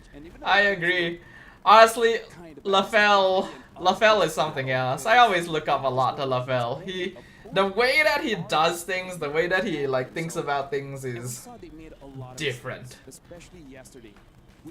By the way, why now esports player the hairstyle mullet haircut? I don't know. I don't like it either. Here coming for Homeboys again. They have kind of defied all odds. Like look at Ivan and Izanami, you know, their hair is so fabulous. The analysts, the people back at home who are watching as well. And then fell. I'm sorry. It doesn't really look very good. Pressure as well. It does seem like Homeboys just haven't been able to find that comfort within the group stage. Yeah, although for like some of the teams and boys excuse me, through at least a couple of series, LaFell is an anomaly. He is. He is an anomaly. To play for the first time don't resurface in this match. Rooting for Homeboys, but versus ONIC, Copium. Same. I feel the exact same way, Zancy. Yes, you know, we want to support our local Malaysian teams. Very happy that SRG has made it. But I already knew, you know, even during the Homeboys versus Spirit match yesterday, that very, very, very unlikely that Homeboys is gonna be able to beat ONIC PH. I'll try to curse ONIC, a betrayal for my country. LaFell's confidence is out of this world, yeah. I mean, he just has he's got an aura to him. He's like, basically, he will do what he wants without really caring too much about what other people think. And I think that's a very important quality to have. Of course, you don't go too far with it, but LaFell knows how to keep it within within manageable boundaries, right? That's always the important thing. Yeah, he's been changing those heroes, and I feel like the mid lane is one of those roles where you're able to counter a lot. But yeah, Homeboys' previous match was a dumpster fire. SRG has already shown that they've managed to fix the issues that they were encountering in their previous match. Now it is up to Homeboys to show if they have been able to figure out something else instead. Because you can tell that this team is nervous. You can tell that like they're not used to the international stage and that is affecting them. They're not even playing at the same level they played during MPL.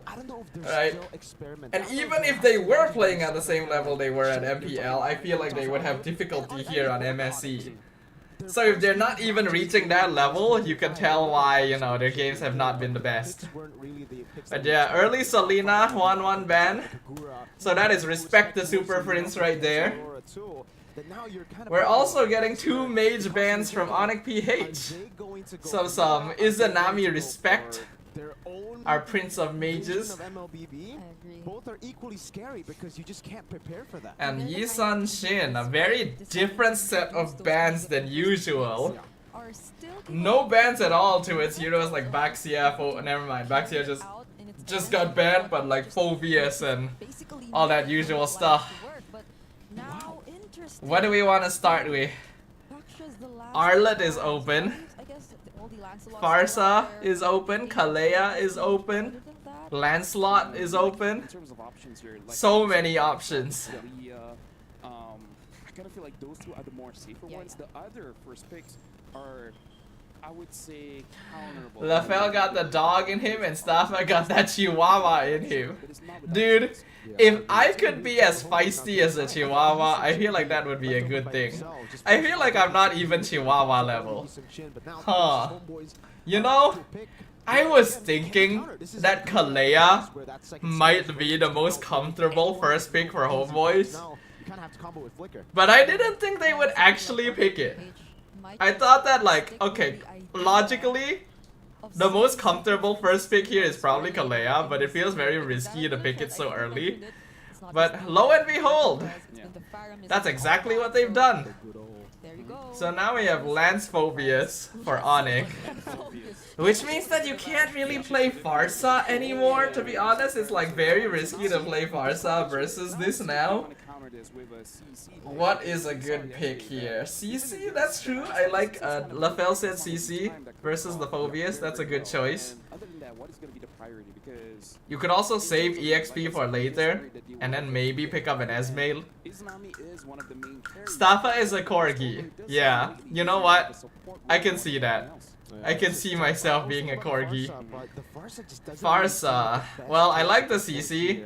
But like I already said, Farsa feels very risky against Phobius Lancelot. Very sporadic in the team fight. It hasn't been clean front to back. Mirko just interviewed Coach Midnight. Aha!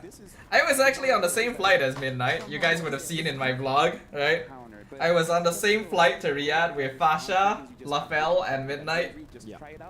Also on the same flight with most of the Navi MY lineup and the Tidal Legends lineup. So that was interesting. Granger. Okay, so they're gonna pick Granger and they're gonna start banning gold laners. So they'll probably ban like Iritel and Hari. No, Moskov. Moskov and Iritel, I think. Yeah, Moskov. Oh, Fanny. Wow, okay, respect the Amal. Okay, Gatot is a good ban. Counter to Kalea and Farsa, get rid of that. They banned, wow, targeting Amal, damn, okay. So they're pushing Amal into Joy, which makes sense because Phobius counters Joy.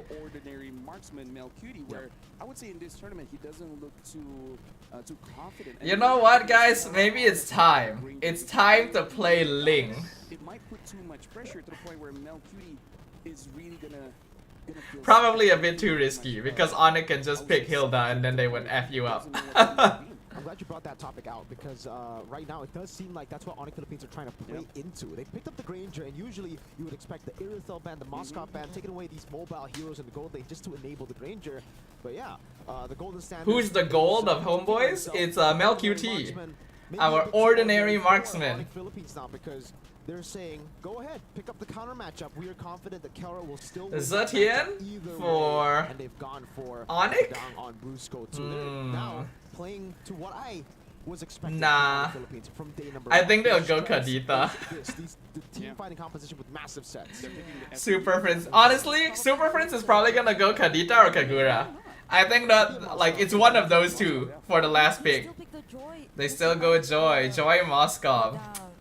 Okay. I mean, it does seem like there's little to no options left for Amal. There's the Hayabusa and other assassins, I guess, but this is again sticking to the Whoa!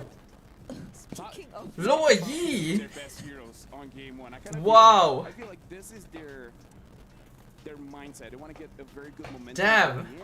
And making sure that Didn't see that one coming. I thought for sure it was Kadita or Kagura. that confidence, but take away. Oh man, we are about to get macro played.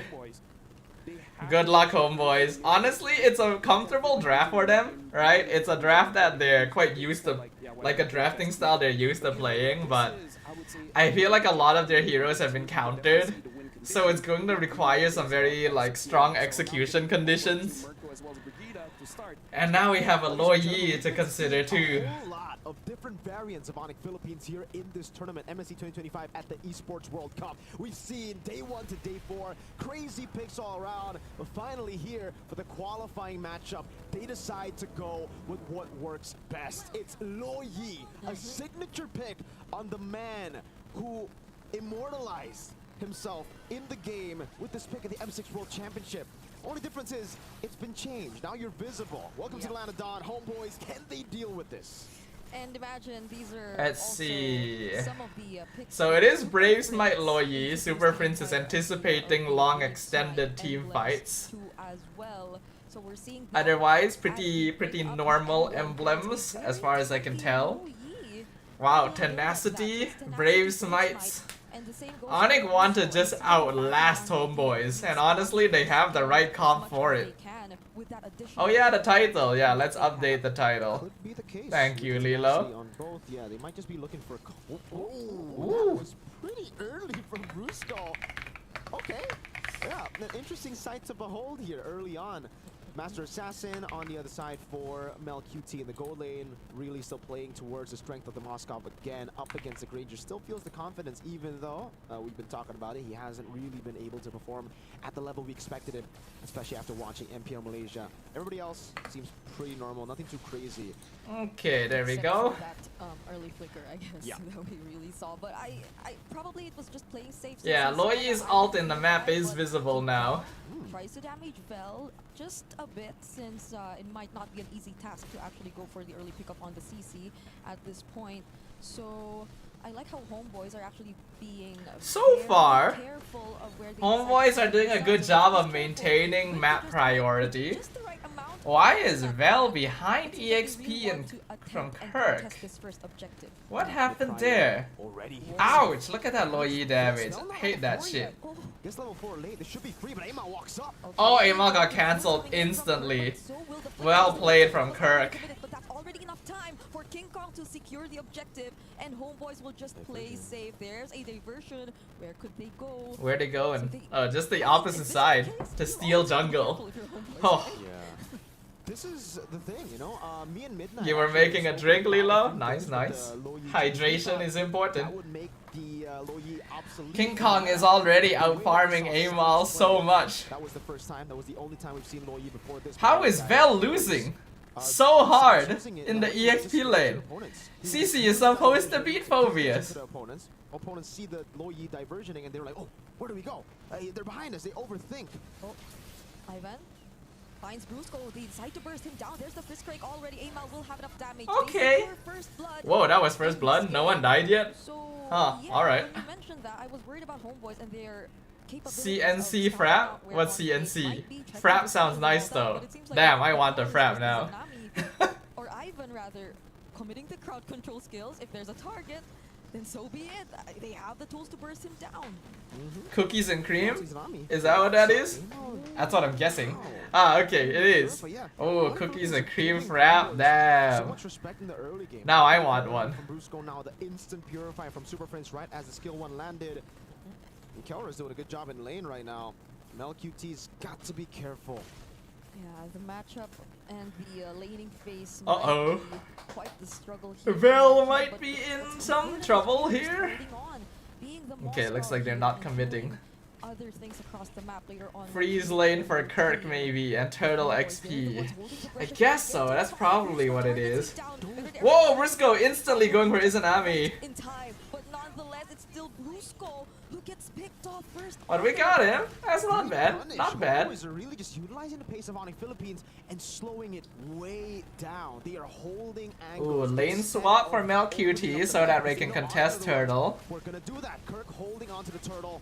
It will just be a free one for King Kong. Still hard though. So yeah, We Homeboys, can see it's King all Kong is in much more control, but Amal does have some kills, so he shouldn't be too far behind. Uh-oh, Mel QT. Wow, how did he get that stun? Will catch up, will keep himself safe under the turret, and Amal might just catch up to King Kong. Electrifying Beats already committed. Ooh, so close. Oh, are they gonna do it? Oh, they want to do it. They got him. Oh, not bad. This is good. This is good. This is good. This is really good. Okay. Okay, homeboys. I see. I see you. Just read ONIC Philippines out all the way from I see you. early stages of the game. Yes, they haven't been able to get neutral objectives. Definitely better than yesterday, yeah. ONIC Philippines have been the ones Maybe they had breakfast together too. proactively getting the position around neutral objectives, so they get the advantage there. But when it comes to just So far so good. Homeboys is good at playing around pick-off compositions like this. This is why I thought like why wasn't Izanami playing Farsa yesterday, you know? It's very suited for their style. Not bad so far, not bad. Net worth is even. That's already way more than I could have asked for against ONIC Philippines. Oh, where's that going? Ivan sees it. Okay, okay. Looks like we're not gonna be able to keep this tower intact, unfortunately. objectives for now. Yeah, can Homeboys close the game? That is the question.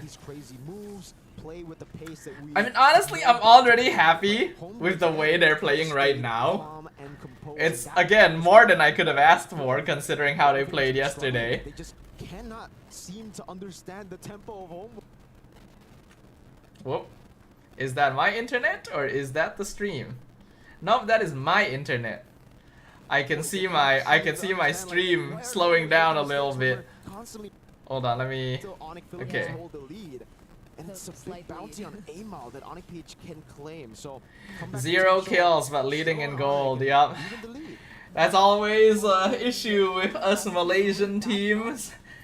We just don't farm well. Even SRG has the problem. Briscoe. Oh my god, Briscoe! I knew that was going to happen. I saw it coming. Oh my god, the quality. Oh, wait, this SOD! Mel QT, my boy! Our boy! My internet is really starting to be a bit sus. But that's not bad. That's actually an okay trade. It's not ideal because we lose the turtle, but it's still an okay trade. Apologies for the buffering, peeps.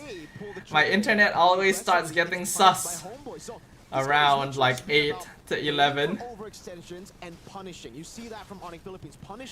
Mel QT got some good kills and assists there as well, so that's very nice. Punish from Homeboys.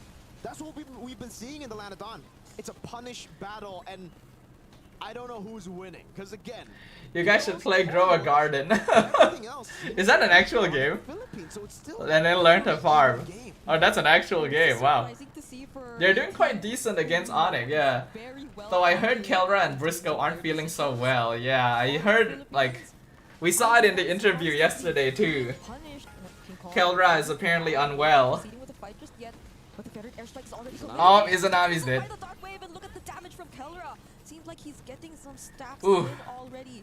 that is unlucky.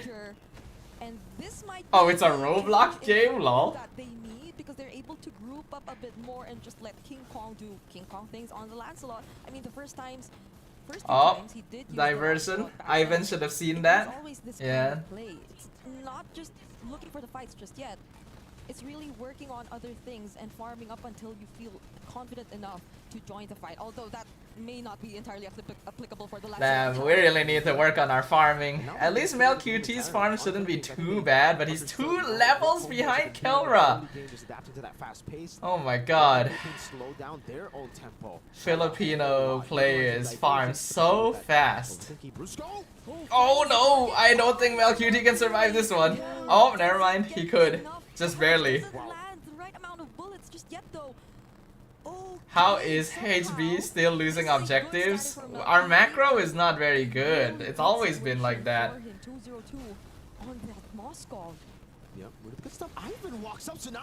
Whoa, that's a bit much, Ivan. Because we always try to play around kills, right? Our Malaysian teams have a tendency to focus a lot on like gaining advantage through fighting, which means that we tend to be very slow with farming because we're looking for fights. Oh, good damage on King Kong. He still gets the Lord.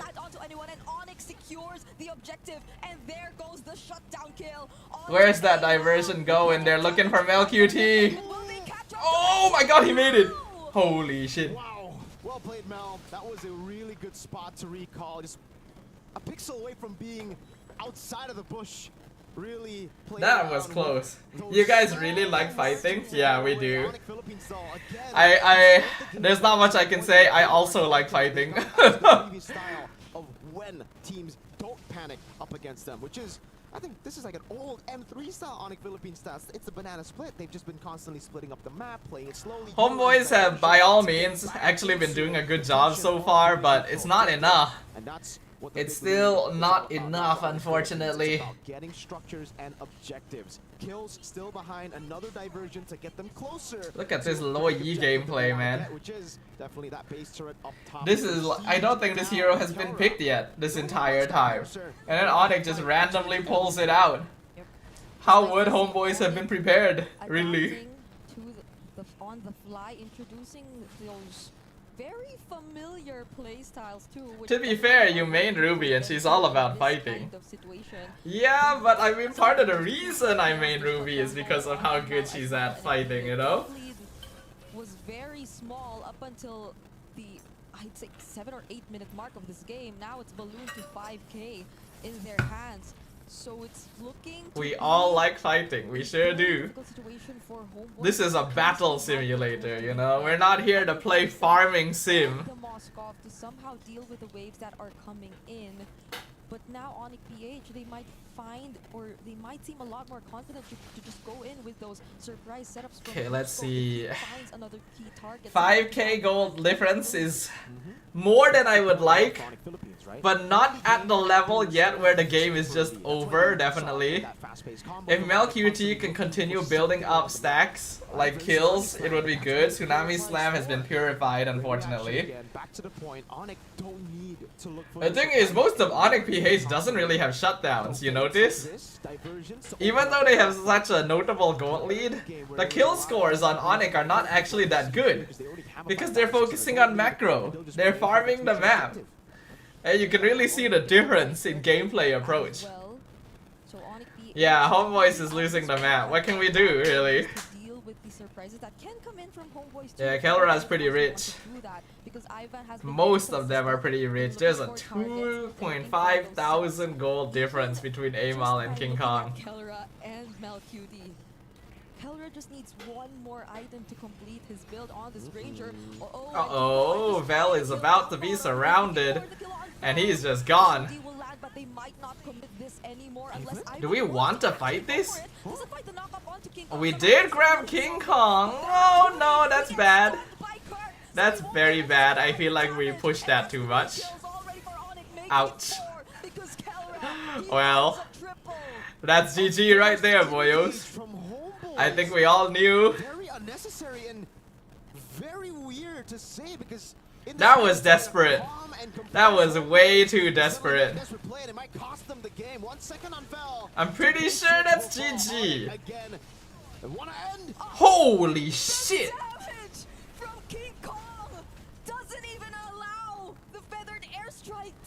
That is insane. And just in a split second, that's game number 1 for ONIC. Wow. The calm before the storm, we saw damn. The storm and it was instant. Well, what can I say, guys? What can I say? I mean, HOMEBOIS actually put up more of a fight than I expected, I will say.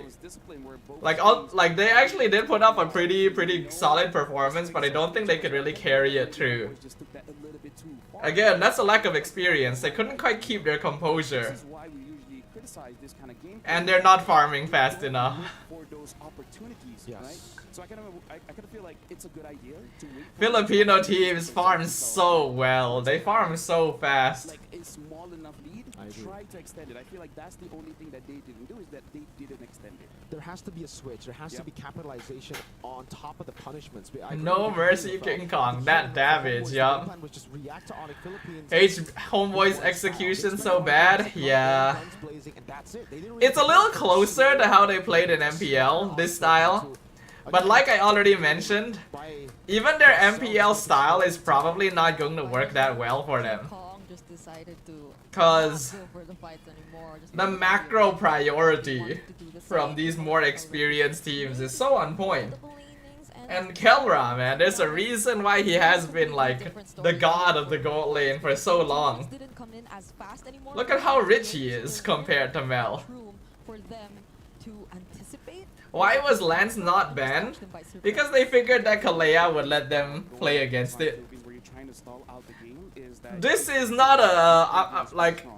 I know that I complained a lot against SRG when they didn't ban Ken's Lancelot, but this is not an issue from banning Lancelot. This is not a This is not a, like, even if Homeboys banned Lancelot, they would have lost this game. This is a bigger issue from the Lancelot pick. But again, the front line coming in, Kirk as well as Brusco just opens up the team fight so much. There's a lot of opportunities for King Kong to go in without getting punished. Yeah, there was an opportunity for Homeboys a couple of times when they were in the lead, but they really just didn't take it. They still Unfortunate. wanted to punish an They would, but wouldn't be this bad? No, I don't think so. I think it would be about as bad, to be honest with you. One style of your play, one style gets countered, you have to change, you have to adapt. And I kind of feel like this is the problem because we saw yesterday the exact opposite. They try to force everything.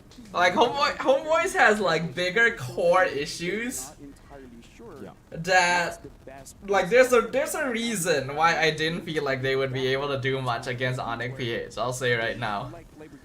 Like, the inexperience is one thing, you know, their composure on stage, their ability to maintain mental, but their gameplay approach is also another thing. Because like even in MPL MY, Homeboys is strong because it's MPL MY. Right? I feel like Homeboys is strong because they're part of MPL Malaysia. Because their style of gameplay is very attuned to MPL Malaysia. They're very good at fighting. They're very good at like forcing fights. They're very good at like rotating together to get pickoffs. But what happens if a team doesn't fall for that, right? What happens if a team doesn't get baited to keep fighting? If they're willing to trade bodies for more map space. Because they know that Homeboys wants to rotate together and keep fighting together. Well, then you end up being outscaled all the time. You know, that's exactly what happened here. Hello, Night Sky. Best MPL MY caster for me. And also Husky. Oh, thank you, sir. Thank you, thank you. Appreciate it. DJY, I thought you were going to Riyadh. Why are you watch partying? Well, you know, Great game plan by the coaching staff, but then when it came to the execution, I think you have to ask DJY himself.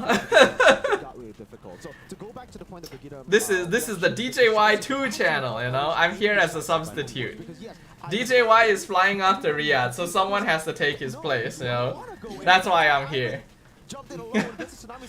Mix of macro and micro for TH teams is too much? Yeah. I mean, we already knew it, right? We already knew before this match even started. It's very unlikely Homeboys is gonna be able to fight ONIC Philippines. And well, that's what's happening. Understood, like they're not gonna go for a fight, so it's fine. Might as well farm. And again, like I really feel like guys, been transitioning into more of the King Kong's portrait looks AI generated.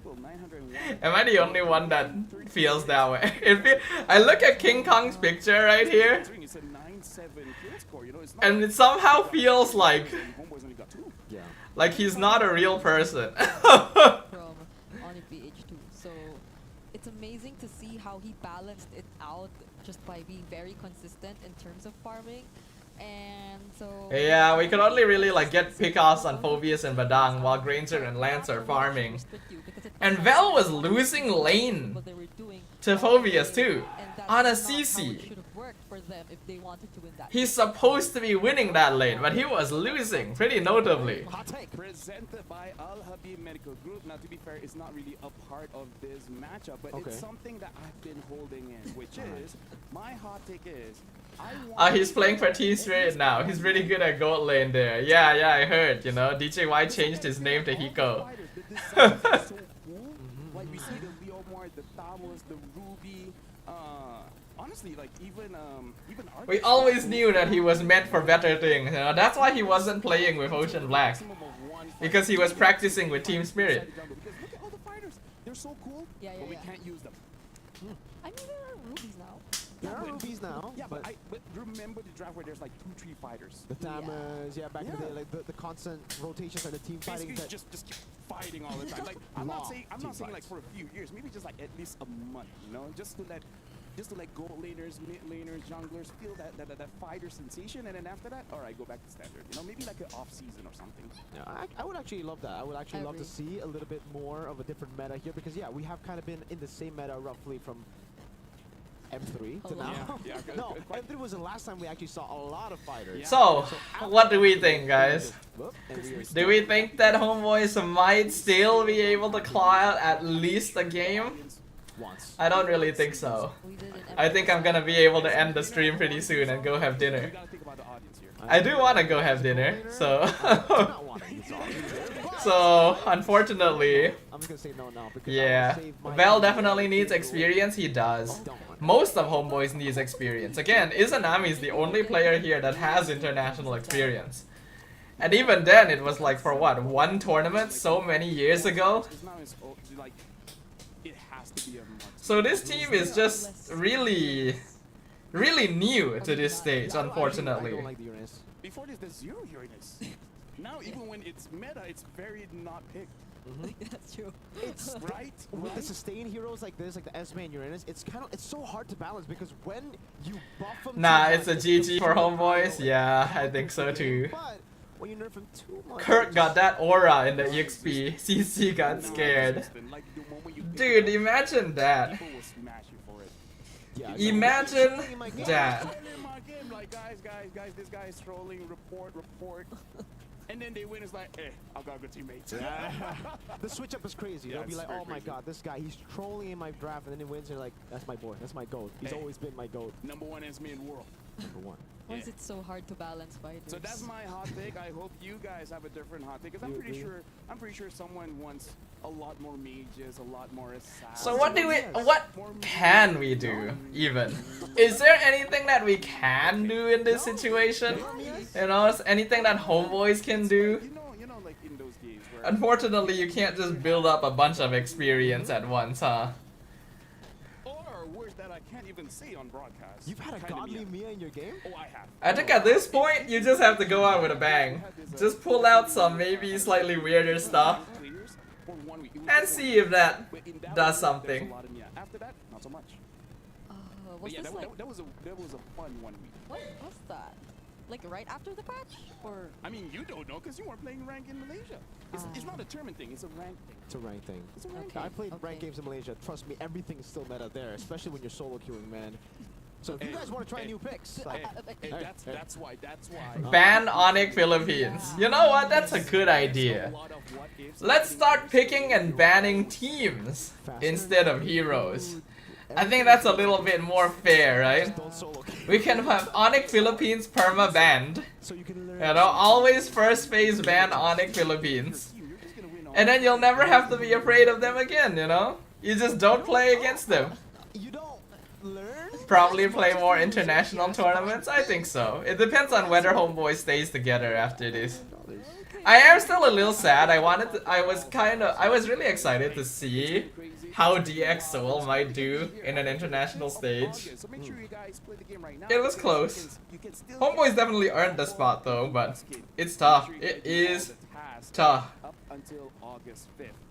Going up into this matchup, I kind of feel like Homeboys have roughly the same idea. I'm just worried if they switch it up a little bit too much. Because I kind of feel like the foundation is there, just needs polishing. Maybe even waxing, maybe even pomading.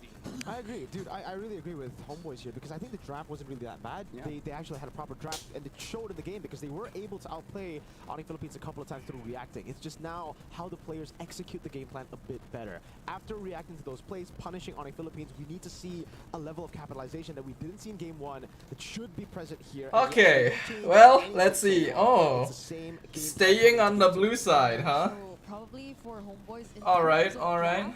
Still sticking to these kinds of lineups, unlike those we saw yesterday, because yesterday might have been a bit too extreme in terms of what they wanted to try. This kind of approach feels a little more comfortable for them. It's just that the execution is what needs to be polished a bit, or whatever. I'm not entirely sure. Thank you for the follow, Zancy. Thank you. Hopefully you've been enjoying your stay here on the Dodo channel. You know, it feels like we've been streaming longer, but I just looked at the timer on my stream and it's only been like just over 3 hours. It's still actually within the normal like time frame for one of our streams. So that's quite something, you know, considering we're halfway into the 3rd match. How much of a difference it makes when games don't go to a full series. Early game looks manageable with some good pickoffs, but unfortunately Homeboys is unable to capitalize on that. Yeah. Like, SRG finally managed to figure out how to convert pickoffs into like advantage, but it feels like Homeboys are still like They're still suffering a little bit. Like, yeah, they've been able to get some actually pretty solid kills. But what happens after? You know, it's very, like, they don't transition back quick enough into map presence, into farming and stuff. So that's tough. Yeah, that's what they say. Night Sky said, I think they should ban assassins and force King Kong to tank. He literally can't tank, and Aurora exposed that. Prince also doesn't know how to use low E ult ever since that nerf. I don't know, I feel like his low E ults were pretty good in game 1. I liked it. So if it's... I went away for dinner. Oh, homeboys lose round 1. Yes, unfortunately. Okay. Color Innocent and CW are the only players in this year's MSC who were able to secure a salvage. Next season is going to be tougher for homeboys to qualify for M Series. Yes. Especially with, you know, with CG Esports coming in. Have used the Lancelot really well because we have what was it? It was Games Mike Kalantan as well, right? Who also is gonna be joining next season, taking over for JP Niners. So lots of new blood once again. Should be quite exciting. Really happy to see Chiku guys back in MPL. Who is CG? Chiku guys Esports, Zancy. Our Lord and Savior Chiku himself. Not the far side anymore. Okay, so Lancelot got taught Harif. Okay, Lance got taught Harif is an interesting opening. We picked Harif into Phobias, huh? Risky, but at this point, homeboys, I think they just grab whatever they can grab, to be honest. Possibility of actually winning the lane, because I kind of feel like that's part of the not good thing about the previous draft was that he was. What? Chiku back? Yippee! Yeah. Chiku qualified to MPL. True. Oh my god. Now they pick up the Fanny. Yeah. And there's no catch. There is. Oh god. Click catch. Yeah, no point click catch. They have a taunt, yes, but oh shit. Really reliable when you're up against a Fanny. I think this is the first time where oh damn. Fanny actually looks good. The other times King Kong Fanny, it's been Fanny. Into like really good drafts against. Maybe I should just go have dinner now. Oh no, boys, this is going to be bad, I think. This is what you would call a oh no situation. They're gonna ban Badang. They're gonna ban, what else would they ban? Cho? Kufra, wow, okay. Wow. That's the biggest problem. Yeah, even the Kufra respect here. They really want to enable this Fanny. So could they potentially... I did. Hunger, wait for no homeboys. Nah, I'm just gonna commit. I think at this point we're probably going to be seeing a clean sweep. And we had lunch fairly late anyway. So I'll have dinner after this game, I imagine. Yeah. Personally, I don't think that'll come out again. I think that's a strat like when you have a marksman in the gold lane. Sorry, in the they jungle. banned Beatrix. Their range there, yeah. So Valentina. Healing for the Yi Sun Shin in the jungle. Huh? That means are you looking to go for like a what? That makes me wonder. What are we? What? Valentina ban? What is the Valentina ban for? Faramis? Are you playing Faramis? Farsa? What is it gonna be? What is that big ultimate? It's gotta be Faramis, right? It didn't really work out, so I don't know if they wanna Faramis glue? Maybe that's what they're trying to do? Catch heroes that is available right now. Where's the Eve? I don't know about glue though. Edith is a good choice for maybe picking off Fanny. But it's not very good against Phobias. And like the Franco doesn't, you don't have a combo with the Franco yet, right? The Gata will then have to go XP if you go Franco. I miss Homeboys' Kimmy Franco combo, you know, the traction hook, that was fun. Valen, if you want to go Kadira, like is the rough wave that scary to give away? Because what other mid laners that can save themselves against? Why did we ban Valentina? There's gotta be some reason for it. Are we actually doing Faramis? Oh wait, hold on, the timer is not ticking down. I think there might be a bit of a technical issue. Saber incoming? You kind of need your EXP laner to be someone that can actually dive to the back. Honestly, well, I mean, it might not be a terrible pickup, but I feel like I would prefer Cho If you're gonna go in that direction, I think Cho is better. Consider that either. So it's either the Fire Miss Saver or Diggy. There's other mids like Farsight. Nah, not Farsight Diggy. are just, Diggy's no good here. volatile towards the Fanny, so that's And I think right even now, Odette. yeah. Oh. Oh, No, I don't think so. there's a lockup already. What is our plan? Thinking of all these huge ults that you would ban a Valentina, and now I'm drawing a bit of a blank. Yeah, I think that my guess would be like a Franco and a Kai, to like try to stop the Fanny. Those two big ults that could stop Fanny for sure as a stopper. But for ONIC Philippines, now that they have tech issue? Yeah, probably a tech issue. Distract Homeboys backline and The timer has been paused. Granger here up against the Harris. Prince Kagura? How are they ain't even gonna get close? Like, Not too sure if Kagura is gonna be that good here. I guess we'll see what the final couple picks are for the Homeboys, and then I can maybe think about what the mid laner would be from ONIC. Yeah. So it's being. It looks. Oh, they pick up the Farsight. We are going Edith. Oh wait, okay, I see. The Valentina ban is for the Edith. They don't want them to have a free, like, extra source of DPS. Well, it is a Vel classic. Vel played a lot of Edith in MPL MY. That's a pretty big cup, man. Can you shout out my girlfriend? Her name is Fukiko. Okay. Shout out to Fukiko. What should I shout out? Come watch my stream. shout out to Fukiko from Night Sky here. Exciting, but for now it'll be the same exact matchup, at least in the mid lane. And then the Lo Yi comes out again.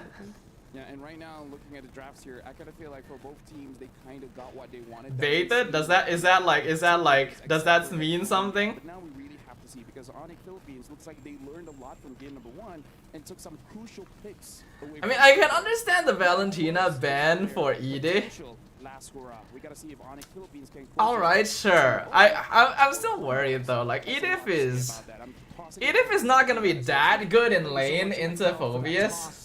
Ladies and gentlemen, welcome to game number 2. Homeboys take on ONIC Philippines. ONIC Philippines currently 1-0, holding match point to qualify and to send Homeboys But I guess it would hold on okay enough. Find out in the land of dawn as Natan flies over to bring us right here. On but it's King Kong Fanny. Signature Fanny. I feel like we have to put like damn. emphasis on the way. When's the last time King Kong played Fanny? Crucial heroes from Homeboys, but they're playing it. Oh my god. 36 minutes or seconds. They secure first blood. Damn. Oh my goodness. Uber Prince. I hate Lo Yi. Lo Yi's yin yang reaction damage is so stupid. Knows the mid prio is there for them, but this could be punished. Oh, it means something in Tagalog, huh? Wait, that was retreat by Amal. Did Amal get it? I didn't get to see the XPs. Oh, King Kong knows he already used retreat, so he wants to battle for. I see. He's gotta be careful though. He's wasting precious time. He still has the retribution, but he's still gonna use it. Yeah, King Kong stole it. Oh no, this is terrible. This is terrible, guys. Oh my god. I feel like this game might be even worse than before. We can only hope. Edith is a good way of catching Fanny, but it requires you to actually, you know, catch her. We've already seen that if you miss, it just goes not well. I still remember best player on the Edith. And it feels like it's always been the Farsa. Wait, was it? No, best player was the Fanny. There's the wings by wings, so you get a chance to position yourself somewhere faster than your opponents, but that's something that's just read out by most teams by now. So clearly ONIC have anticipated that rotation coming in from Homeboys. So I do think that Homeboys has the better mid game. Homeboys' mid game is actually very strong. Like almost all of their heroes are quite good at team fighting once we get into the middle stage. But that diversion was something visible though. Oh, Amal managed to dash out just barely. Wait, no, that ult is too early. It still works though. It actually still worked. Could they get another kill? Okay, that's a 2. But look at King Kong. He's stealing purple. So far for Homeboys. Yeah, King Kong gets the purple. And there's no punish by Mel. He pops in some on4s, but doesn't have the only dashes just yet. ONIC Philippines, that was strange from them. They went in knowing King Kong. At most we say goodbye. Yeah, it's been a good run. You know, good run for a team full of very new international players. Dinner incoming, yeah. What's for dinner? Pasta, I believe. We're gonna be having some spaghetti. So that's pretty nice. Can move cam? Oh shit, I forgot. Why did no one tell me until now? Thank you, Zanzi. That's something that happens a lot. You know what? Let's not block the homeboys as well. I think it's pretty standard for most. Thank you for the reminder, sir. I like how the moment someone says it, everyone starts saying map, guy.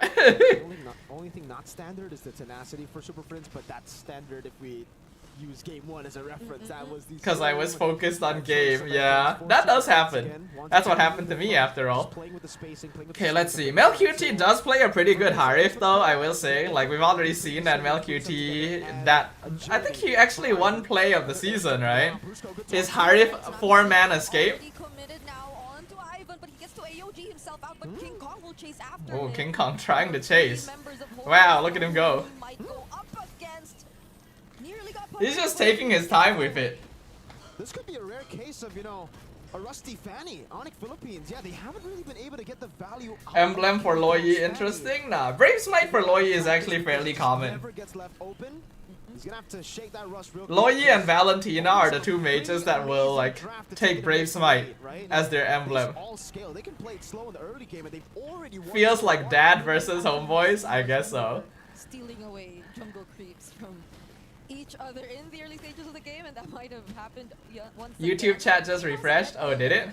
Up against Amal. So this time might have decided well, it's fine. to take on this fight. Okay, let's see. We're in the oh my god, that wow, that flicker.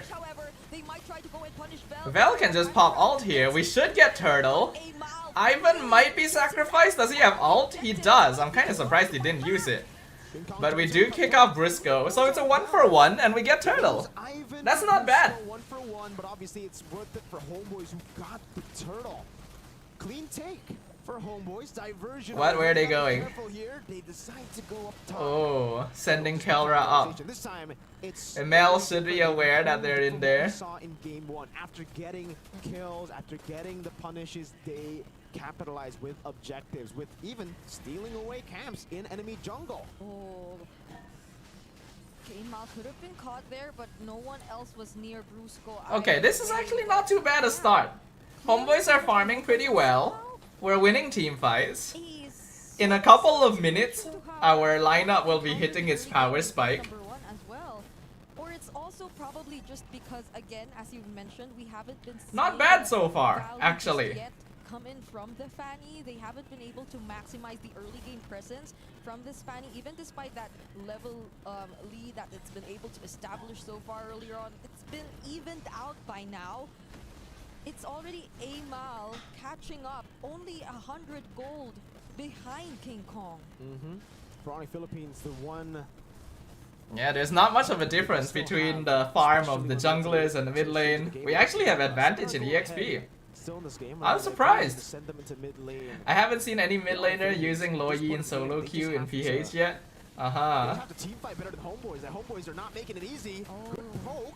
Ouch! Look at that Loyi damage, man. That's so ridiculous. That's on the tanky frontliners, by the way. Homeboys decide to play it safe and might just be. Looks like King Kong is playing the long game. He's not trying to force the like early snowball fanny gameplay. Alive before then, but it seems like they're planning to do something in the mid lane. Battle for turtle. Maybe there's a chance. Maybe homeboys can actually take a game. Different priorities for ONIC Philippines. They send Granger, Kelra up top, so it's a 4v5 already. It'll be a trade for a turret. Yep. They just let King Kong a bit too late, but he will be able to fly out. Vel just barely missed the onward. That was close. Will be able to send Super Prince away. So ONIC PH so far, they've just been mostly trading objectives for homeboys. All 3 turtles, they did contest 1, but not entirely even. It wasn't a full commit onto trying to contest that turtle. Yep. they're avoiding fights on the Philippines. Yeah, it's interesting to see that ONIC is not really trying to fight. I think they understand that Homeboys likes to fight, and their lineup likes to fight. I think this is really the game changer here for Homeboys. Even if you miss the Earth Shatter, that Primal Wrath does so much damage, and ONIC will have to kind of play around the window, which stays for quite a bit. And it's not just the Edith, it's Edith plus Harith and the Feather Air. There's so many like one cycle. Most of Homeboys' damage is magic, thinking about it. But because they have a Lancelot, just building magic defense is not going to be enough too. It's actually a pretty solid like team composition. It's a very Homeboy style team composition, and it works well in this particular game. But even the Harith, whereas ONIC Philippines, mainly because they have the Fanny. When you're in a stalemate with ONIC PH, it's a compliment. Yeah, Homeboys is doing pretty well here. ONIC is respecting them. They're not trying to like force fights, and that's a good sign. That's exactly what they seem to be respecting us. Why did Ivan conceal? Ivan concealed there. I don't really know why. Vel got the catch, but he is all by himself. Oh, he's dead. Oh my god, Izanami's just been bursted. Holy shit, ONIC have just been waiting. They've just been waiting for the chance. The moment they saw Vel by himself, they were like, oh, it's time to go. Oh my god, we literally just said Homeboys was doing good too. A pretty non-optimal spot. And now it's the full punish from ONIC Philippines capitalizing. Look at the timer for ONIC Philippines. So clean in their decision as well. When they decide to go for a fight like that, it's always time to perfection towards the neutral objective. It's so calculated, so disciplined. When are we going to start seeing more of this from our teams, I wonder? Holy shit, look at the abuse Ivan is taking. Oh my god, it's a mess. Amal still gets the Lord. But we're going to... Oh my god, King Kong comes in. We are all dead. We are actually all dead. And instantly, the diversion to take the top inhib. Oh my god. ONIC PH's timing is spot on, yes. And you know what? Whose timing is also spot on? My internet. Amazing. Is my stream still okay? Do you guys still see me? In case you guys are wondering, this is not EWC, this is me. My internet has been very suspicious lately. Looks like they did get the top in here. Vel died. So it looks like Vel actually tried to go for the defense. Surviving after the objective, neutral ones, alright? And that's what we saw, Homeboys. They got the neutral objective, they used everything to get it. And ONIC Philippines really identified how they need to tackle these fights. They just have to attack from multiple different angles. They need to send one. Yep, there's the goal lead. The slow but steady. This is so brutal from ONIC Philippines too. They know that Homeboys has a fighting lineup, and they're just not letting them use it. They're the ones dictating the pace of the game. They're pushing the map. They're making smart decisions. They're picking people off at like precise timings. What happened? Unify don't want you to watch the end of Homeboys. It seems that way. Unify are Homeboys fans. Bruh, you should change the time internet. I can't. Time internet only like is only supplied to apartments. Look at that. Look at that shit. Hello, Exor. What's your prediction for what's gonna be the matchups in knockout stage? Honestly, I have no idea. I don't think I can really predict that. Honestly, I would love to use time internet if I could. But they don't actually like they don't offer services to landed properties. Setup of Homeboys and the perfectly timed pickoffs. Gotta mention that too. King Kong also they do have landed nowadays, really? But I think it's only in like specific places, right? And the fan that you see right now, you just expect. Because I feel like if, you know, they offered landed properties everywhere, I would have heard of it by now. works, ladies and gentlemen. When you don't play a certain hero, Even my phone data is slogging. Almost half a year. Good shit. To shake off a bit of that rust when you get back onto it. Well, all good. I think that our stream is going to be ending pretty soon. A bit more time to shake the rust off. Now they have everything. A slow push down below as well. That MelQT just got Holy Crystal, so that is a pretty important timing. The conceal is instantly cancelled. And look at ONIC, they just completely disengage while keeping enough distance that they can re-engage when they need to. Oh my god, King Kong just destroyed him. Do we really want to fight this? Look at ONIC! They're waiting for the Summon Force! They're waiting for all of the ultimates to expire! Insane! Actually insane. King Kong goes in, baits the resources, executes Vel, flies out. Homeboys drops the Zaman Force and the Feathered Airstrike. ONIC just disengages. And then they fight again. Oh, it's perfect. It is perfect. You can check on their website to see coverage. Ah. Will you and Husky be in M7? I hope so, man. I hope so. I would love to be part of M7. I got to be part of M6, but I only casted like 2 days of the group stage. Wow, look at King Kong. Yeah, I only got to cast like a few days of M6, so I'm really hoping I get to be more involved in M7. Come on, Unify. Really? Right now? Oh my god! Look at this shit.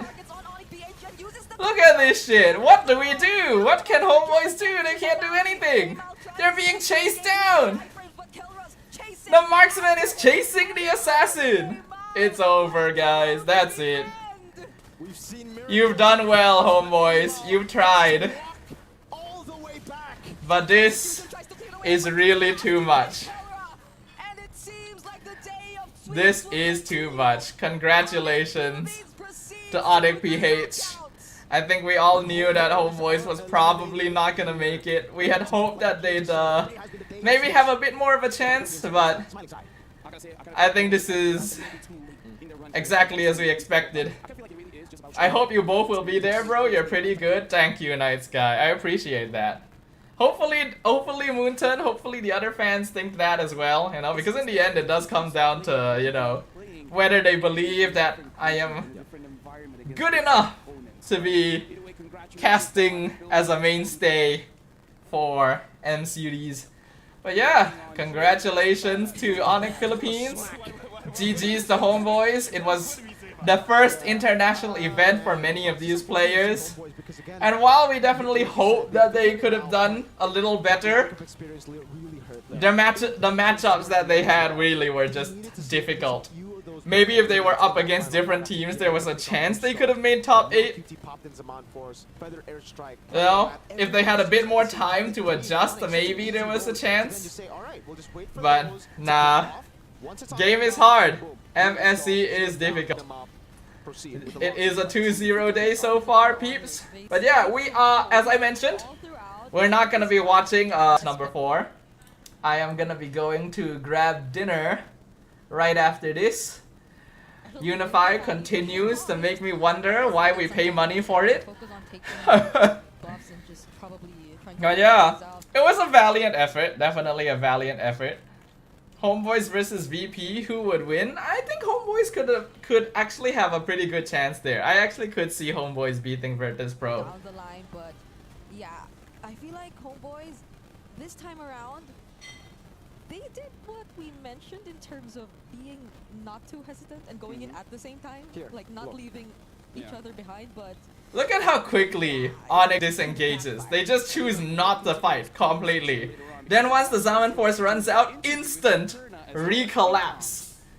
Oh, so good. Hey, boys and girls, here we are with King Kong. After our first match versus Aurora Turkey. What was that? What did you realize? Some lack in chemistry and decision makings inside the game. Oh, lack of chemistry. That's interesting. That's never been a problem for ONIC PH. What's been going on? Anything happened behind the scenes? Some lapses inside the game. That's it. Lapses? Okay. It doesn't look like you want to elaborate on that. Do you want to elaborate? What lapses? Secret. Secret. Okay, that's fine. A lot of people have been wondering, King Kong maybe is is so it because of a handsome. challenging meta At for this you point, I in feel like particular? you're just saying considering we most are of the kind of players are vying into handsome. a situation where I it's no will longer say- just assassins in the jungle, but you have to be a little bit more flexible. Dude with the has tanks perfect and the eyebrows. fighters. Has that been difficult for you? For the team, I think it's an exciting patch because the hero pool is so huge. Like, dude's eyebrows you? are fucking immaculate. Fun. Fun. Not hard, not difficult, nothing? Just a little. Just a little. Because, I mean, considering in this particular game, you went back-to-back assassin, right? The Lancelot and the Fanny, is that something more comfortable for you? Yes, of course. It's one of my favorite heroes, Lancelot and Fanny. I see. Do you think other junglers have been struggling with this? Let's see. Let's see. Let's see. A man of few words. A man of few words. Okay, that's fine. In that particular situation, then, do you think that there is a particular team that has really understood and figured out the meta? I think it would be ONIC Indonesia and Team Liquid Philippines. Okay, those two teams. And considering coming into the knockouts, there is a chance that TLPH picks you. Is that something that you might be looking forward to, or do you want to pick you instead? We are expecting Team Liquid to choose us because they know us how to. Yeah, we aren't streaming game 4, right? Yes. They know how. I am gonna be ending the stream right after this. So PH versus PH, first day of knockouts? Yeah. Yeah?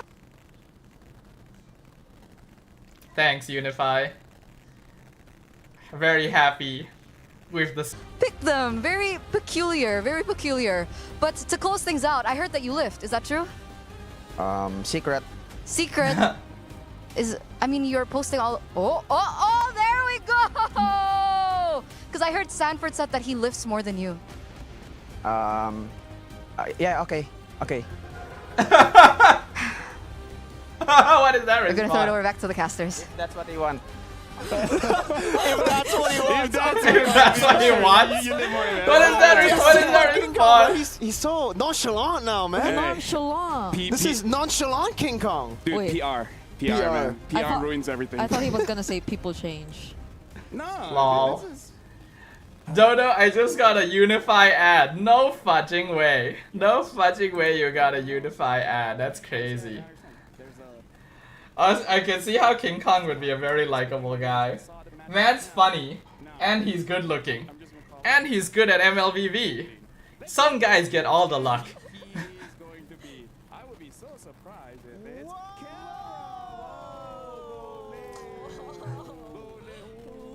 Can I predict the next match I'm in? Hey, we'll all say it at the same time. 1, 2, 3, Gold lane. Yeah, there you go. Hey, because you want to win. Gold laners are stealing a lot of the match MVPs, I will say. I feel like something needs to be done about that. I really do think that gold laners are a bit too strong in the late game under the current situation. Yes, that's where they're supposed to be strong, but I feel like it's a bit too evident, you know? Like, it gets to the point where you literally can't do anything to them if they play it correctly. And then you know what happened? I got lagged out. Amazing. If that's what he wants. It's such a good fudging answer. What the fudge, man? That's insane. Have you seen his TikToks? I've heard that he is very active on TikTok. And why wouldn't you be, you know? When you're good looking, when you're good at MLBB, why not, you know? I mean, we had one day full of 2-1, so why not? Some guys get all the luck and we don't, sad. They absorb the luck from the rest of us. Flash. Yeah, predictions. Break. After this, we're gonna have the draw, by the way. Wait. So in case, I'm just gonna tell you guys early. after the show ends, just wait for a bit. We're gonna have a draw. Yeah, they're gonna be having like the draws of the teams tonight as well. I'm not gonna be streaming it because you know I'm tired at this point. But I will definitely be watching, and then we can talk about the matchups. I'm very curious who is going to choose SRG OG. Mind game, man. You know how to fight us, right? I mean, you defeated us before. Don't forget the wink. You could do again. Oh, okay. Yeah, there you go. So predictions, Flash, Aurora? Thanks, Unify.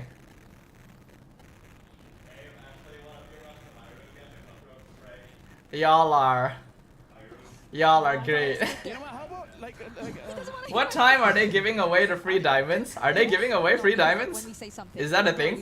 Bye bye guys, we're going for a break. See you guys later. Alright, they're going for a break. Alright, that is officially time for us to finish off, boyos. That means that our watch party today officially concludes. Happy that SRG was able to make it through. Sad that Homeboys didn't, but I think we kind of knew that was about to happen. GG's to the boys, you know. I think they put up a valiant effort. Hopefully they get the chance to join more international tournaments. They get a little bit more experience on that big stage. But yeah. Just stay live. Nah, man, I already said we'll stream 3 matches today maximum, right? I want to have dinner. I want to rest. I do want to do my own stuff tonight.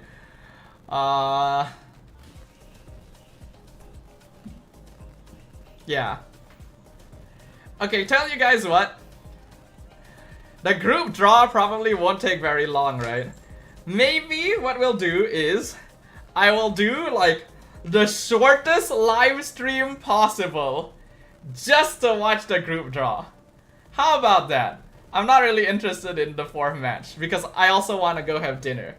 But what if we come live again only for the group draws at the very end?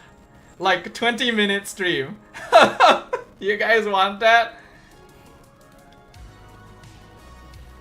Thank you for a fun stream. We got to see Savage today. Yeah. Enjoyed the stream. It was fun. Hope you guys enjoyed. Glad you guys had fun. Make sure you guys have dinner if you guys haven't. Maybe watch a group draw and then play a quick 20 ranked games. Yeah, that's fast, right? That'll definitely be quick. Of course it is.